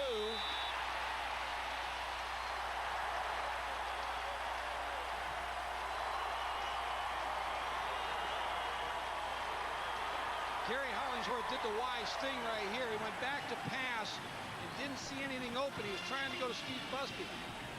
As he looks, he doesn't see anything. He just wants to get back out to avoid the safety. Remember this. This could be the turning point of the football game. J.J. Surlis was the tackler on Hollingsworth. Williamson the punt, and a good one. Carter from his own 49. And down at the 43 of Alabama. The Vols take over, trailing by 3.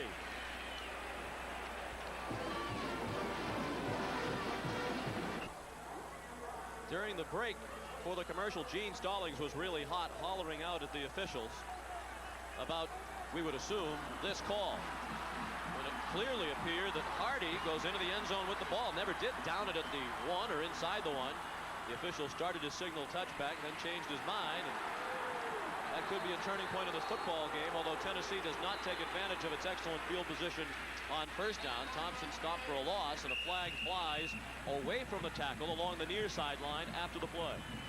This is going to be a big penalty. I think this is going to be a personal foul on Tennessee.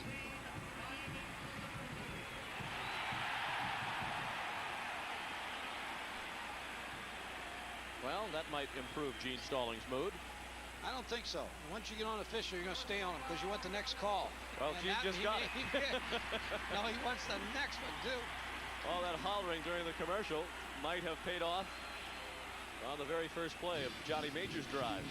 Tennessee has been very conservative, and I know they went into this game feeling that the wide receivers were going to be a factor, and to be in this kind of situation with 5:02 and a receiver not making a catch to this point, has got to just be befuddling Johnny Majors.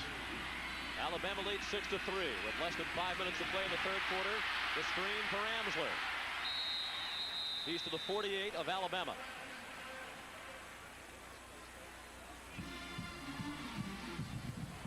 Here's Andy Kelly setting up the screen to number 47, Greg Ansler. You see him slip out. Now the linemen head downfield.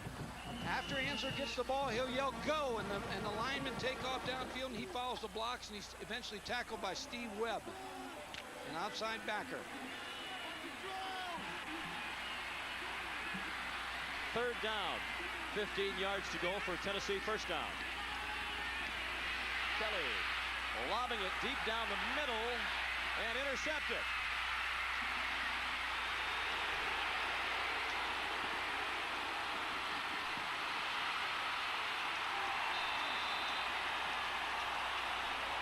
Antonio Langham brought it all the way out to the 38-yard line.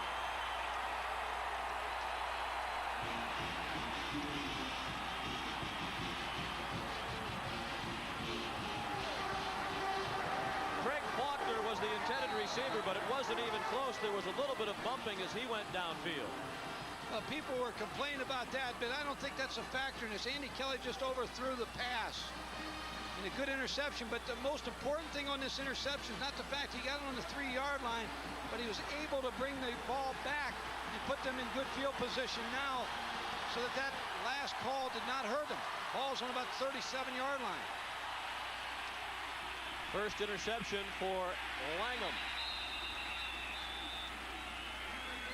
And on first down, it's Kevin Turner, the fullback, across the 40 and down at the 42 for a gain of 4. Most college football coaches, and you talk to them, and I'm sure probably in pro football, you feel like you can get your team up about 3 times a year, and then there's times where you have to be able to play. There's Andy Kelly talking with the coordinator upstairs to see what they can go to next time, but Tennessee's been a little flat in this ball game.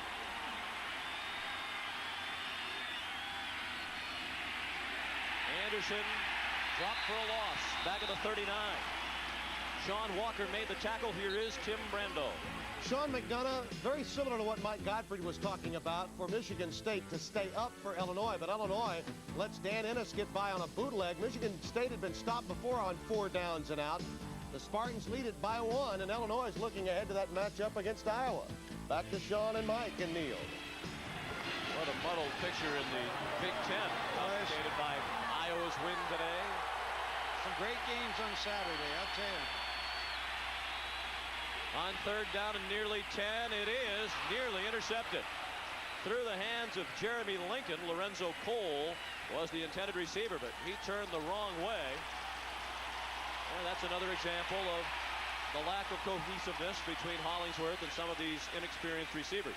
Well, as they go along, of course, Gary Hollingsworth's a senior, but he's had so many injuries out there. It's just very tough knowing what the receiver is going to do. It's like anything else. You want to be able to work with them so you know what moves they're going to make and where they're going to make their breaks at. You get used to them. He's not used to these receivers. Williamson just did get it off. Hardy had the pressure. Bounce goes Alabama's way, and the ball is out of bounds at the 22. A sharp contrast between this year's game and last year's. Last year, an offensive battle in Birmingham as the two teams combined for nearly 1,000 yards in total offense.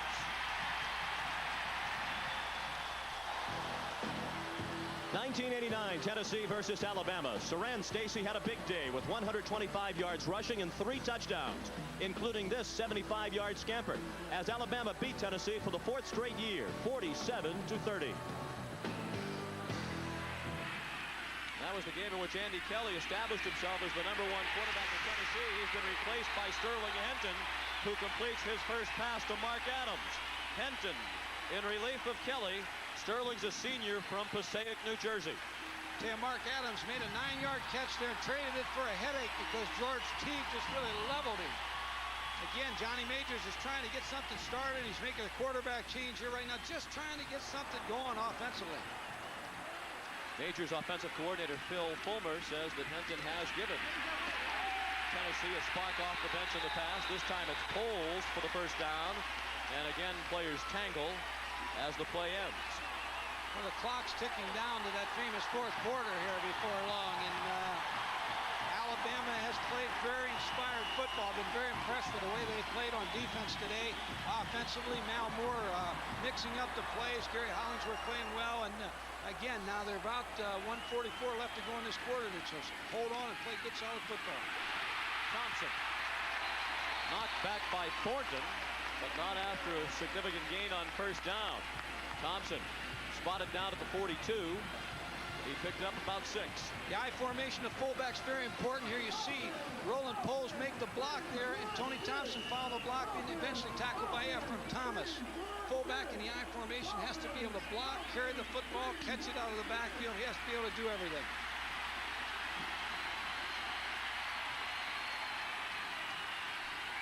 Thompson still well below his average of 101 yards per game. Henton throws too high for the tight end Vaughn Reeves. That's the kind of passes you'll see from Henton. They like to roll him out. He's not particularly tall, and Phil Fulmer, the offensive coordinator, says he throws better on the run.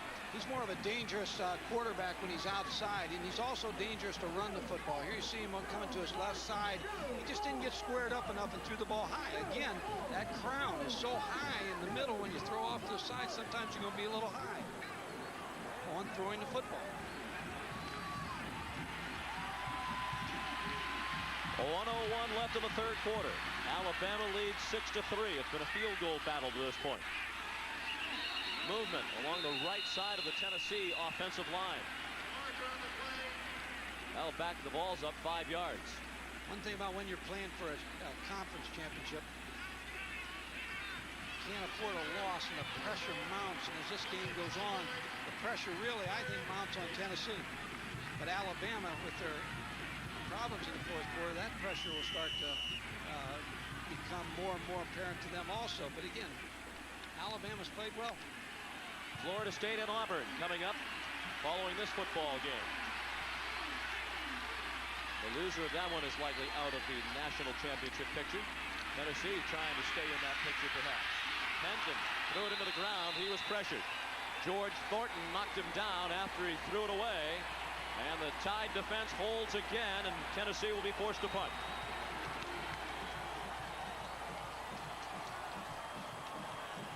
Sterling Henton on a drop back pass. You can see the pressure coming from inside from George Thornton and Byron Holbrooks. It's tough to throw when the pressure's on you like that. Joey Chapman. Good kick. Anderson started at his own 13. He's out of bounds at the 17. A good kick and excellent coverage as well by Tennessee. A 50-yard punt and a 4-yard return for Chris Anderson. Start your day tomorrow with NFL Game Day. It comes your way at noon Eastern Time as ESPN is the first and last word for your football Sundays. Game Day gets it started, and Primetime puts the finishing touches on it with highlights from every game of the National Football League. Our debut of Sunday Night Football on ESPN is November 11th. The 49ers and the Dallas Cowboys.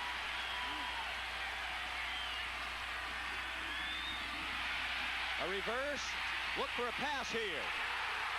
It is nearly intercepted. Gene Stallings told us they had a reverse pass in for this football game. He went to it deep in his own end of the field. Lee was hit as he threw it, and it was nearly picked off. Well, you can't say Gene Stallings is conservative. Here he pitches the ball back to Derek Lassick, and the reverse comes around. Kevin Lee's going to throw the ball, and he gets hit as he throws it, almost intercepted by Kerry Bailey. Here's a second look at the same thing. Almost should have probably took this ball and just tried to run and get whatever he could get. Almost a big play for Tennessee. The Tennessee defense, remember, it caused a lot of turnovers in the early part of the season. Alabama's not allowed them to give them the football. Tennessee needs to cause a turnover down here. And Lee, the redshirt freshman from Mobile, is shaken up on the play. Well, I would think it's his shoulder, because as he's got the ball ready to throw, he gets hit. It had to be a shoulder injury, hit by Chris Mims.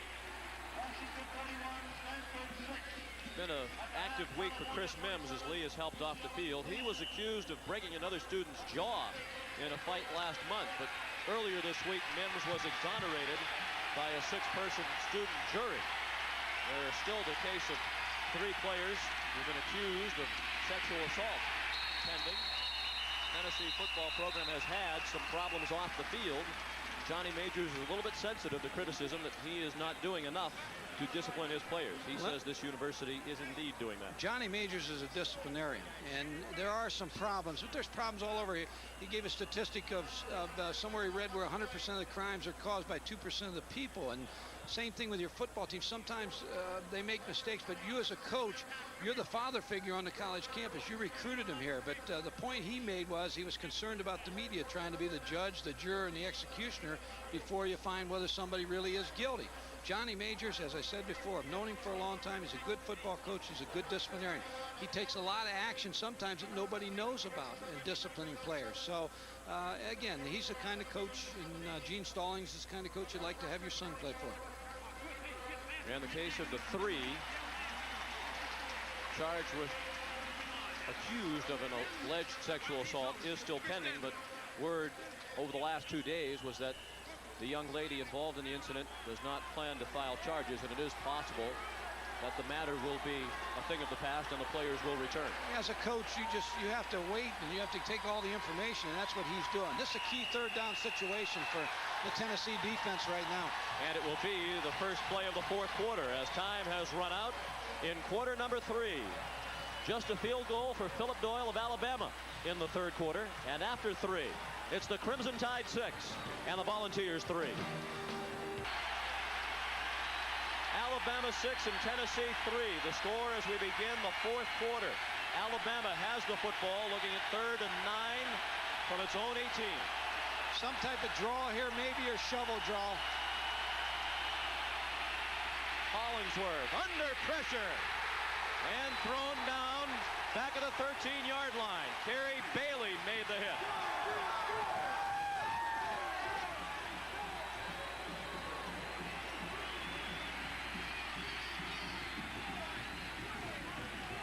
Watch the Tennessee defense, number 53 and 74, twist. They're twisting to confuse the blocking assignments. They confused them so much they tried to reach out and grab them, but they were able to put pressure and make the play. Good punt by Williamson. Carter from his own 41. A return of 4 to the 45.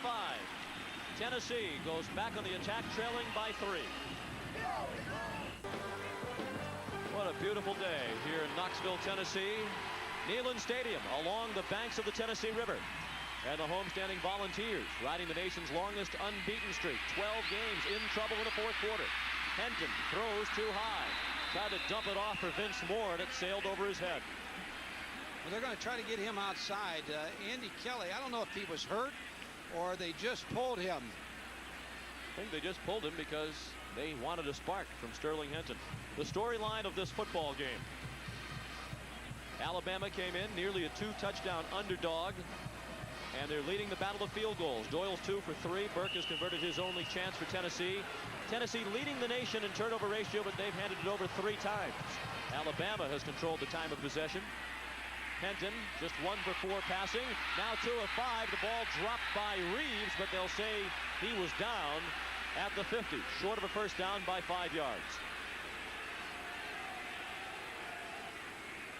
Both these teams have storied past and great tradition. Of course, Bear Bryant at Alabama and Bowden Wyatt and Bill Battle, all the good football coaches have had at Tennessee. These are 2 rich, tradition-rich programs.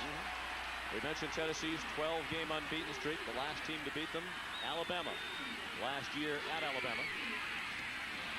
Quick hitter complete. That is the first completion to a Tennessee wide receiver today. Carl Pickens was on the receiving end, and it's a first down for Tennessee at the 42 of Alabama. Except for the throw that Andy Kelly threw down the field a little while ago is intercepted. Neither team has tried to throw the ball down the field this week either. Last week we saw the same thing in the Texas-Oklahoma game. These receivers are so talented, you've got to try to get the ball in their hands. And you saw the graphic. There's 2 losses in the last 24 games for Tennessee. Both have been against Alabama. Clemens McCroskey with his first carry of the day. He's a sophomore from Shelbyville, Tennessee. They think he's going to be an outstanding player. He's been held back by a broken bone in his leg suffered during preseason workouts.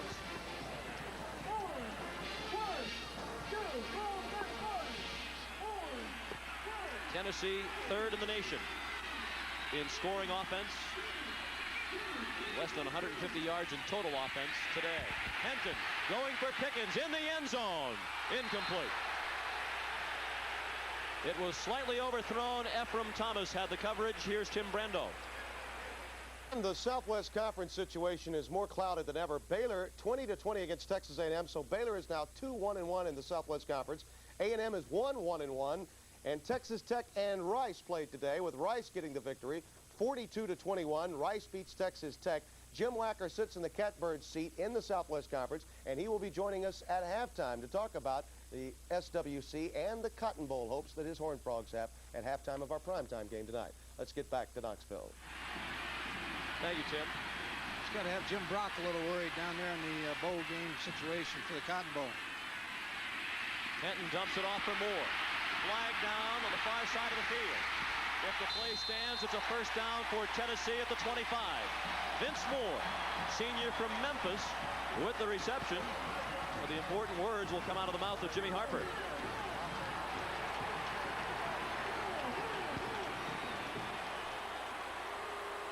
Down to the sideline, here's Neal. To note that last year at this very same game, it was Andy Kelly who replaced Sterling Hinton in the ball game against Alabama. That's the other way around. Just a year ago, I talked to one of the assistant coaches. He needed a change. He had to get something going offensively. I mean, 3 points offensively. You better make a change, and they happen to be quarterback. Thank you, Neal. Sterling Hinton's now facing a tough situation. 3rd and 13 to try to get his ball club in for a touchdown or at least a tying field goal. Tennessee a woeful 2 of 10 on 3rd down. Thornton with the sack. George Thornton threw Hinton down back at the 45-yard line.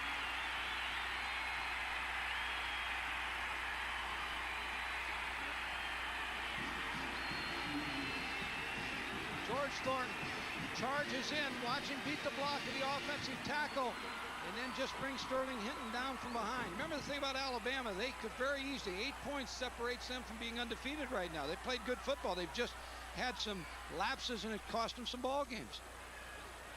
Chapman, a line drive kick. Anderson from the 10. Tackled by Shazan Bradley at the 18. Alabama with the football with a 6-3 lead with 11:42 to play. The Tennessee seniors have never beaten Alabama. The Tide has won 4 in a row against Tennessee. First and 10, Alabama.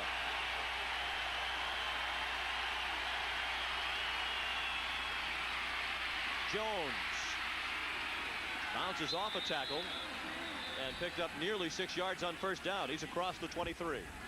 Ran the toss sweep to the weak side without a tight end. They ran to the split side, which is the first time they've run it this side the entire game. Yardage has been tough for both teams. Jones, again, is having a good day. Rushing yardage has been tough against both defenses. Alabama needs a long drive to conserve the time and go down and get some points.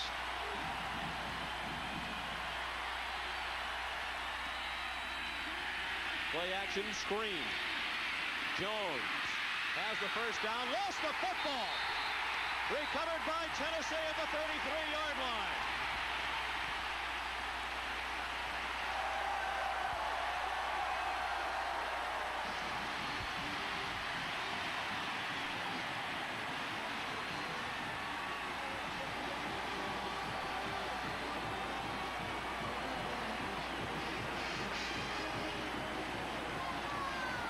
Excellent play call by Mal Moore. Screen pass to the tailback. And again, what Johnny Majors has done by punting the football and continuing to put him in the hole is look for a turnover from his defense, and he got it. Sean Walker with the fumble recovery. And the fans groan on the first play of the series as it's a run to Thompson, and he goes nowhere. On the screen pass, Sean Walker, the middle linebacker, is going to make the play. And he strips the football. Sean Walker recovers it. Darryl Hardy on the strip. Tennessee's in good field position. They've got to try to roll out the quarterback. They're bringing Andy Kelly back in. Kelly is indeed the quarterback for Tennessee with 10:25 to play. Alabama leads by 3. Kelly down the sideline. He threw it away. Pickens was double covered. Harrison and Teague were right there with him, and Kelly had to look in another direction.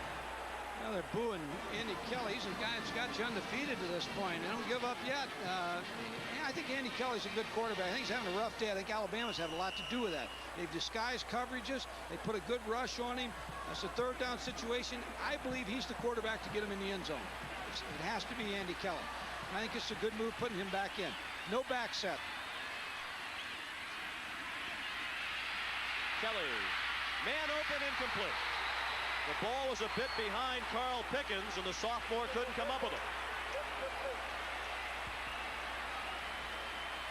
This would be a serious test of Greg Burke's field goal range. It would be about a 51-yard field goal. His career long is 49.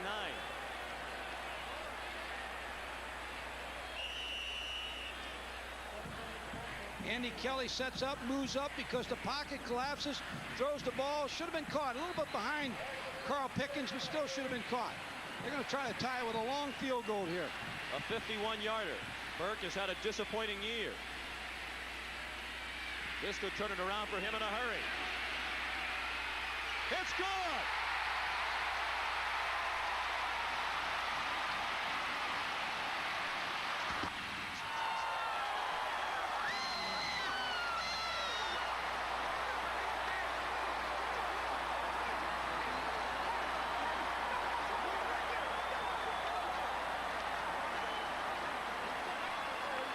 Greg Burke with the longest field goal of his career, a 51-yarder.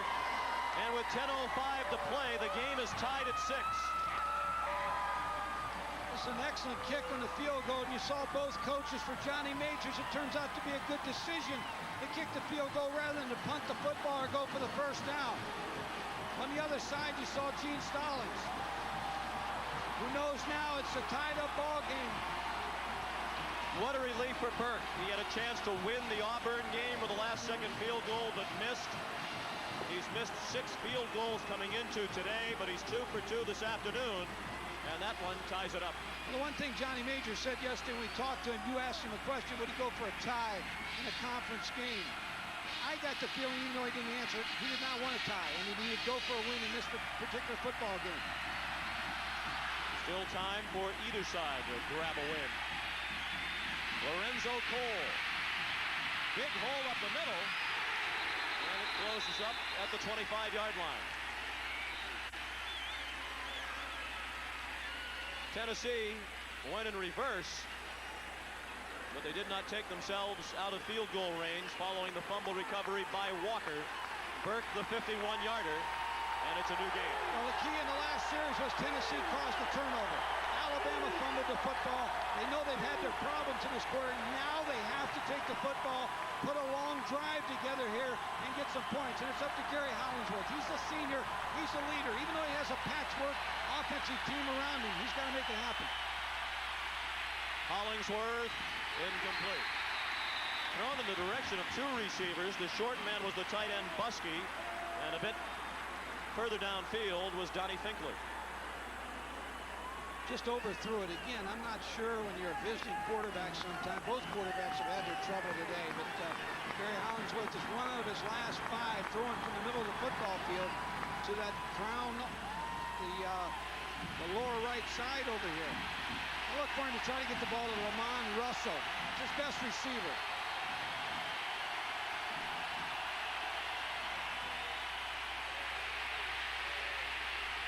Hollingsworth will run. Slides down after a gain of 6. Took a hit from Bailey after going into the slide.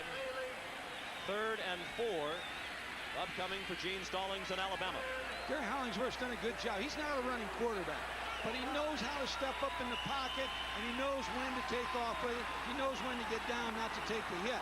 He's done a good job. 96,732 here, and I believe they're all yelling right now. The second largest crowd in Neyland Stadium history. This is the second largest stadium in college football behind only Michigan.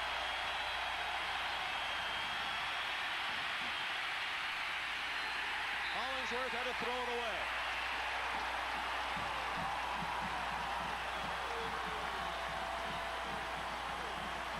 Tell you what happens sometimes when things aren't going well and you get a particular monkey on your back. Sometimes it appears, and right now Alabama in that last drive looked like they lost a little poise. This is still anybody's football game. 6-6 the score with 9:05 remaining. Williamson, short wobbly kick. Carter on the run and down at the 49.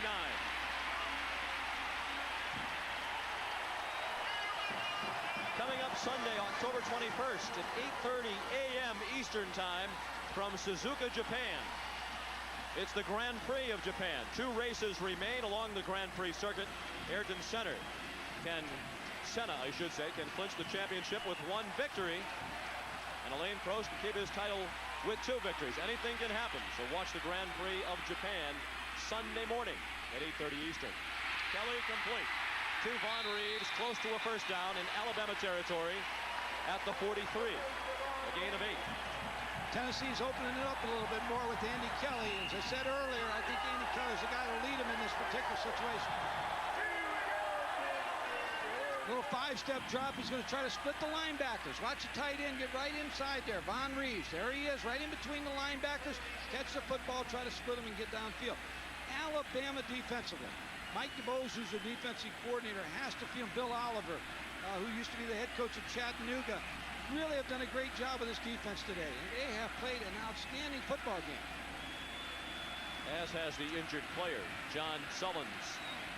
He's the son of a coach. His dad, S.E. Sullins, was an assistant coach at Auburn, Mississippi State, and Ole Miss. 6-6 the score here. Here's Tim Brando. Take a look at this, gentlemen. This is why you can't use instant replay. The game's not televised. Iowa State's Chris Peterson gets in with 35 seconds left. Or really, did he really get in? Well, the bottom line is, regardless of the officials' calls, when a game's not televised, there's no conclusive evidence one way or the other. Stop talking about replay. Iowa State wins in an upset over Oklahoma by 2. It is kind of silly to talk about instant replay in college football when every game is not televised. Amsler on 2nd and short did not get the first down. They'll spot him down for no gain. We talked about Tennessee's offensive line at the open of the show, saying that they may be one of the best offensive lines in the country. Alabama's defensive line has owned the line of scrimmage today. Gene Stallings, a lot of things going through his mind right now. Unbalanced line this way. And And the Vols run in this direction. Thompson picked up the first down. Out of bounds at the 39.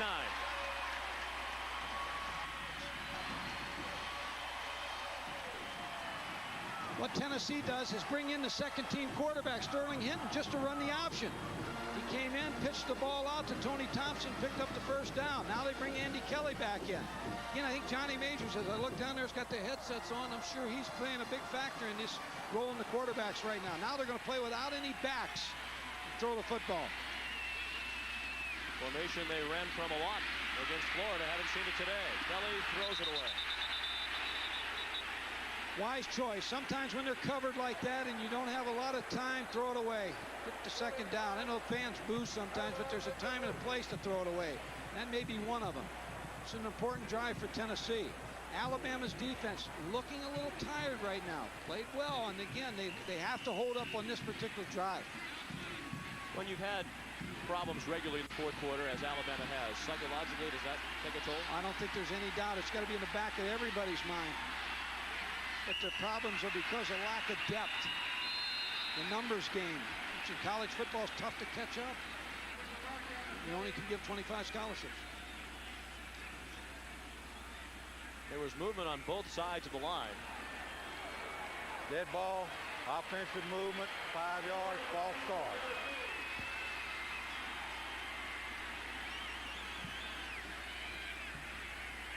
Left tackle's kind of leaning back a little bit in his stance, Charles McCray, and then drew the defensive lineman. Automatically when that happens, you always see they all point to each other. He did it. No, he did it. And invariably it's usually called on the offense. Second and 15. 6-6 the score with 7:40 remaining.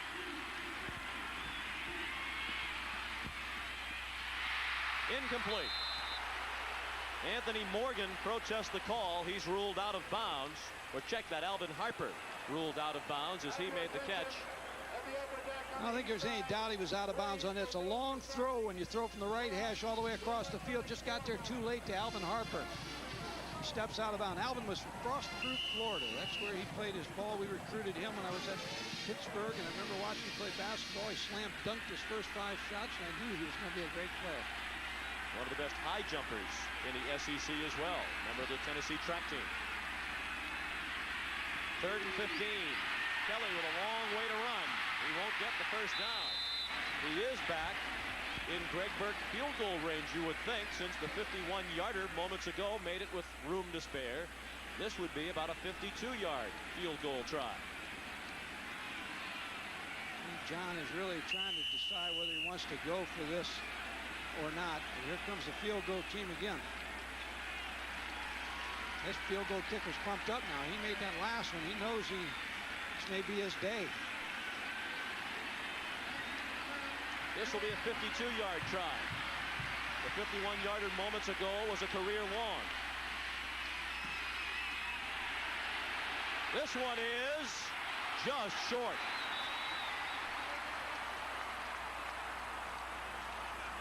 Well, maybe 51 yards is his range. I'll tell you who put a lot of pressure is Mark McMillan, the junior college free safety for Alabama out of Glendale Junior College.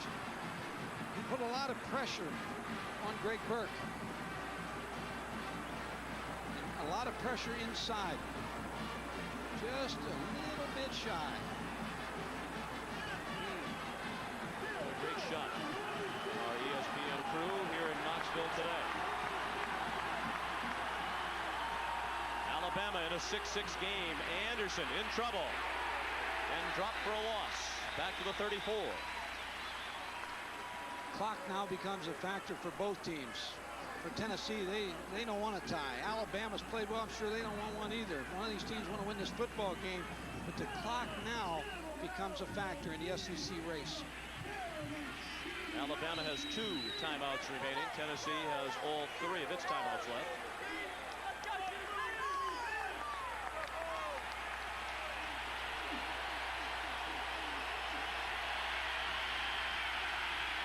Second and 11.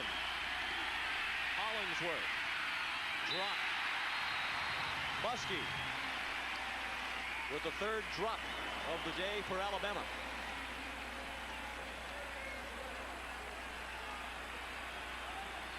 Gene Stallings is frustrated a little bit. He knows in this first year a lot of things are going to happen like this. Coaching transition year, he's seen a lot of things happen in this first part of this football season. His team has played well. He has to feel very well about the way his team has played. We've seen him along the sidelines, and Neil Lomax, who played with Stallings, told us before the game he is very much a hands-on coach on the sideline. Gets very actively involved in the play calling. Down goes Hollingsworth. Chris Mims the sack, back inside the 25-yard line. Alabama has had trouble with the twists of Tennessee when they go into the shotgun. Watch the defensive lineman. Chuck Smith goes inside. 53 comes outside, and the pressure is put on by Jeff Tullis.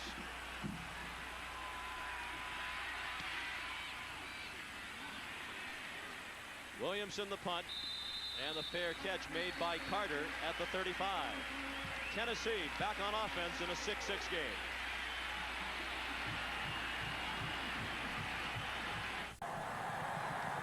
A 6-6 tie with 5:24 remaining. Sterling Hinton is back at quarterback, Mike. Well, they're juggling the quarterbacks. If Sterling Hinton's the quarterback now, I look for the option or some type of rollout from Sterling Hinton. Foles, the lone back lined up behind Hinton. It is a rollout. He'll run with it. He goes out at the 40, a gain of 5. Along the Alabama sideline, here's Neil. Guys, I was kind of eavesdropping on Mal Moore, the offensive coordinator. They're going to stick what they're doing, just some play-action passes with Gary. But Gene Stallings kind of mentioned to him, well, if we win this game, we're going to win it with our defense, not lose it by our offense. So they're going to play it pretty conservative. Back upstairs. I think the way the defense has played, that's the decision he's made. This defense has played well all day. They frustrated 2 quarterbacks for Tennessee. 2nd and 4 for the Vols. 5:17 remaining. Quarterback draw. Hinton. First down in Alabama territory at the 46-yard line. A gain of 14 for Sterling Hinton.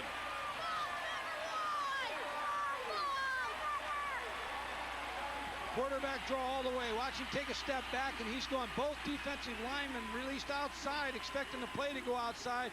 Tackle was made by Stacey Harrison. A good call by the Tennessee offensive coordinator and John Majors.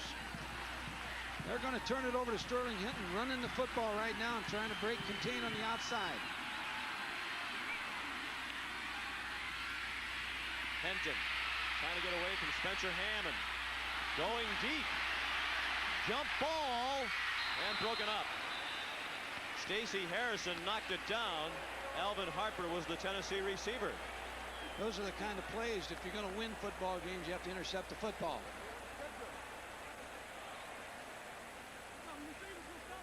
Hinton is 3 of 8. Early, Alvin Harper is open. He gets behind Gardner, and the ball's just late thrown too high. And it was Charles Gardner who knocked it down. Harrison also in the neighborhood. If it was a jump ball, had it reached Harper, you have to like his chances, we mentioned earlier. He's one of the top high jumpers in the SEC. Cleared 7 feet 1/4 inch at the indoor championships this year. Back to the quarterback draw. This time, Hinton was knocked off his feet by John Sullins. Played it a little better that time, the Alabama defense. Both defensive linemen did not release outside. You watch here now, both of them play it. They come inside and force him outside to the linebacker, John Sullins. Picked up 2 yards, puts him in a 3rd down situation. 3rd and long. 9 yards to go for the Tennessee first down. They need to throw some kind of crossing route to try to get the tight end or one of the receivers over the middle. Hinton threw it away. He was being pressured. And he threw it over the head of Greg Amsler. Well, Neil Lomax is exactly right when he said that Alabama's going to turn over their defense and let them continue to play. They get a good rush on Sterling Hinton, forced a bad throw. Now Johnny Majors on the other sideline saying the same thing. Punt the ball, 4 minutes to go. I'm going to turn it over to my defense. And it's the quarterback, Kelly, who's in the punt. He has punted once today for 41 yards.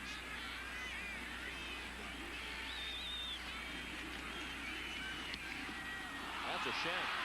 Make it a bounce. He does. Perhaps too much of a bounce. No. Down at the 1-yard line.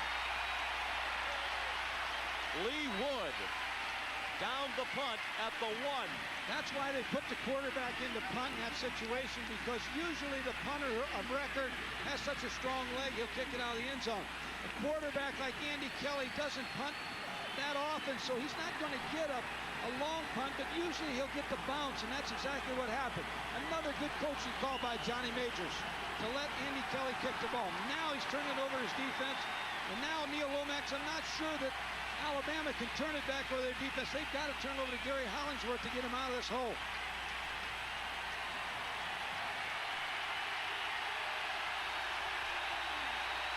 Alabama has not had a first down since the 5-minute mark of the third quarter.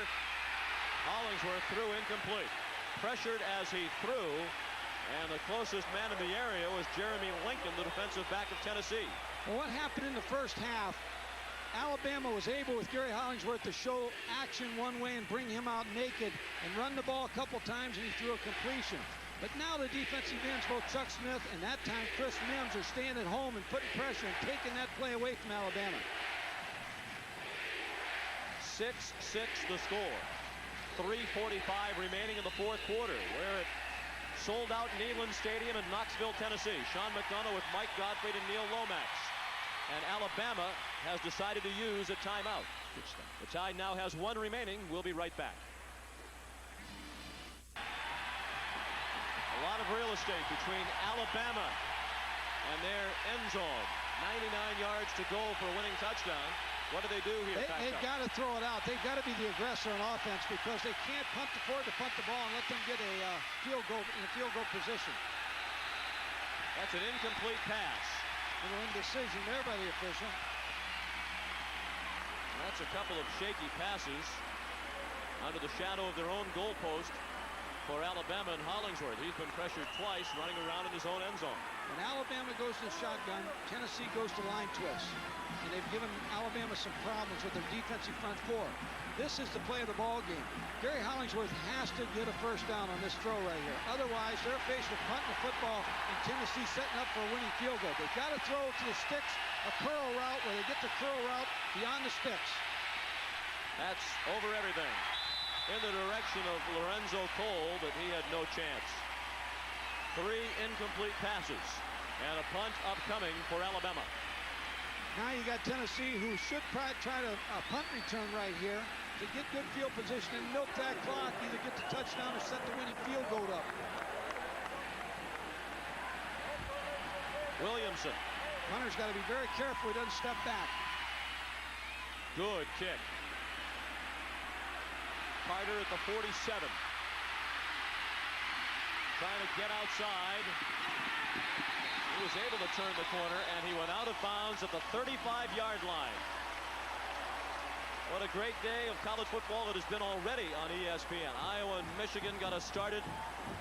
This has been a more competitive game than most people expected. And coming up next, Florida State and Auburn. The number 7 Seminoles against the number 5 Tigers of Auburn at 7:30 Eastern time. Andy Kelly's back in at quarterback, Sean, and I look for him to run the football now a little bit and try to set this field goal up. Alabama has to make something happen on defense. They're just about in field goal range now. On the ground it goes to Thompson. Greg Burke getting a pep talk from his mates along the Tennessee sideline.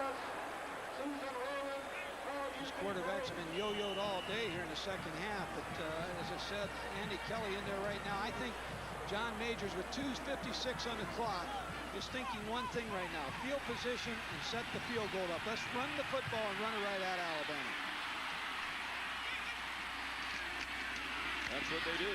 Amsler into the line for a yard to the 31, and that is all. Alabama can only stop the clock on one more occasion. Tennessee has all 3 of its timeouts remaining, and we're down to 2:30 left in the fourth quarter. 6-6 the score. Looks like Tennessee's going to take a timeout to decide whether they want to put the ball up on this third down. This is still a long field goal from this point. It would be a 48-yarder.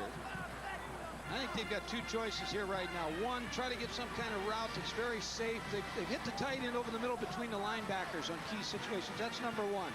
Number two, a draw, which they've had some success with. Again, Johnny Majors has to feel with the way his defense is playing right now. If he can just tack 3 on here, he can win this football game. I think they'll go to the tight end over the middle in between the linebackers. I'll say that, or the draw play right now.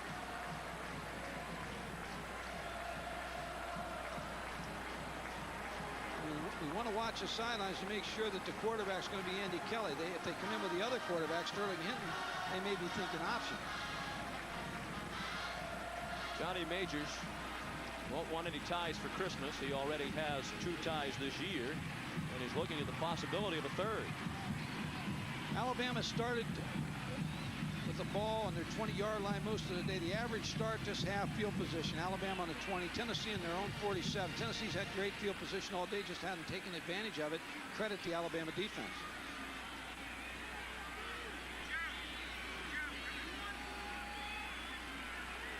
Bringing in Mark Adams, number 83. And Andy Kelly will be the quarterback on this 3rd down play. 3rd and 6. The Volunteers at the 31 of Alabama with 2:18 left in the 4th quarter and the game tied at 6. Winners make plays, and right now you need a play. You need it on both sides of the field. Somebody has to come through and make something happen. Andy Kelly on his side, or whoever the person is that receives or runs the football. Alabama, somebody has to come up with a big play defensively.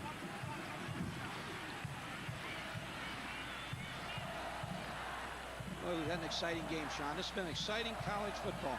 We had a great one last week and a great one today. Johnny Majors and Gene Stallings, each 55 years old. But they have both aged today. And aging. John Majors is the president of the American Football Coaches Association. Very well respected coach. The reason for the delay is that they are adding time to the game clock. As you can see, they've added 4 seconds. A moment ago, the clock read 2:18. It's now 2:22.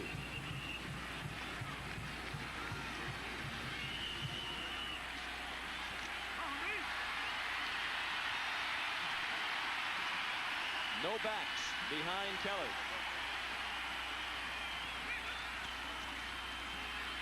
Screen, Vince Moore. Can't shake the tackle. Ephraim Thomas, a huge defensive play, dropping Moore for a loss. And that's a big play. What would have been a 48-yard field goal is now going to be somewhere in the area of a 50-yard try for Greg Burke. You talk about a big play now. Alabama's going to remember that play from Ephraim Thomas. He had Vince Moore, 5'10", 203 pounds, a speedster out there on the screen. He made the play. As I said before, winners have to make the play. Now they're turning it over to Greg Burke on the field goal attempt. Watch the rush up inside. A 50-yard attempt to give Tennessee the lead. It is blocked.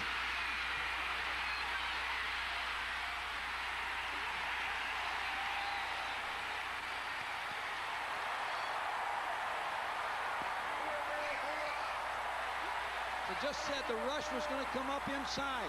Alabama collapsed the inside. We said last week, when you take the tee away from the kicker, which the rule stated this year, everybody changed their rush so that you rush inside so you can get the ball before it elevates. Watch Alabama all get their hands up and jump up and get their hands on it. Came from inside the tackle. Looks like number 1, Stacey Harrison, made the block from the left inside.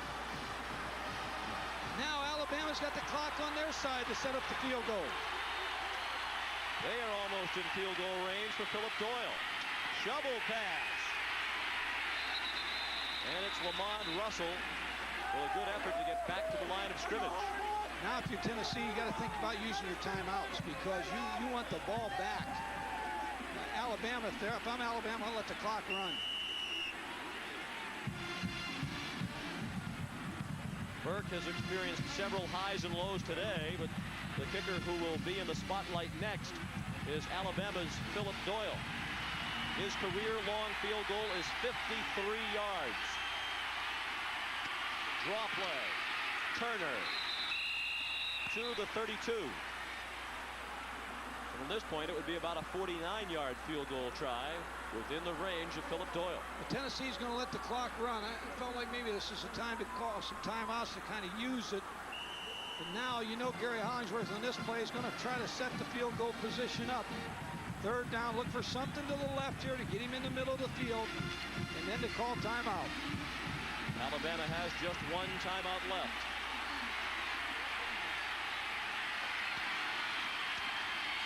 Turner did not run to the middle. He's close to the right hash mark. Stopped at the 30. And that will set up a game-winning field goal try by Philip Doyle. Alabama will let the time tick down. And Doyle will try to win it with about a 47-yarder. Well, Alabama's going to use their timeout now with 4 seconds. I would expect then John Majors to use one of his timeouts to try to ice Philip Doyle. But now you get into a situation, Alabama, we talked about fourth quarter. They have a chance to get that behind them and get that monkey off their back right now. Philip Doyle on it. Expect Tennessee to call a timeout. They'll go back on the field. Philip Doyle gets just about ready to line up. Look for another timeout. Let him think a little bit. That 53-yarder was in 1988 against the Temple Owls. Temple won today. Had a big win today. Did a nice job. Jerry Burns, good football coach. Doyle, one of the best field goal kickers in the nation. He was the All-SEC kicker last year and second-team All-American. He set an Alabama record 2 weeks ago in Bama's last game with 6 field goals against Southwestern Louisiana. You know, you talk about the great college football atmosphere. Here, no one expected this. Everybody expected a blowout. They talked about a 2-touchdown favorite or whatever. And Tennessee, again, I think they had a tough time coming off that homecoming win. And they were a little flat, and the crowd was a little flat. And all of a sudden, Alabama came in here with that open date and played hard.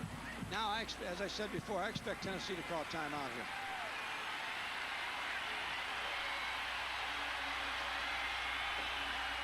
They're going to let him kick it. A 47-yarder to win it for Alabama. It is good! Is that a flag on the field right here, roughing the kicker? So this game's over anyway.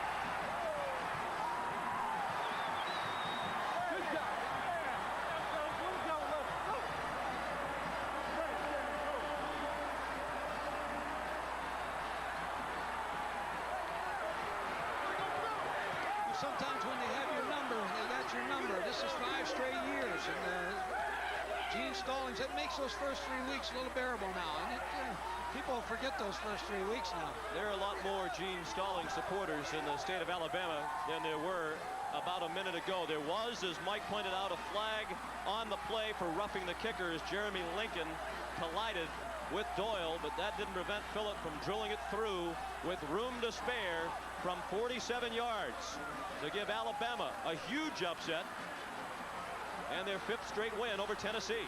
Philip Doyle got hit there. He'll never feel it since the ball went through. Watch as he kicks the ball. He gets stuck, but he won't feel it. The holder won't feel it. All they feel is the win right there. Philip Doyle, a great story. And a great finish for Gene Stallings. He says finally. We're impartial up here. We do not care who wins the football game. But you want to see Gene Stallings be successful at Alabama. He is without question one of the truly classy people in all of sports, not just this game of college football. Well, he is. And on the other side of the field is a true sportsman, John Majors. And both these people, I think there's a lot of pride in college football and pride in the coaching profession. Both of them are good, solid people. Down to the field, Neil Lomax standing by with the hero, Philip Doyle. Neil? Talk to me about that. Is that exciting or what? I don't think having better fish than this. I got to give a lot of credit to our defense.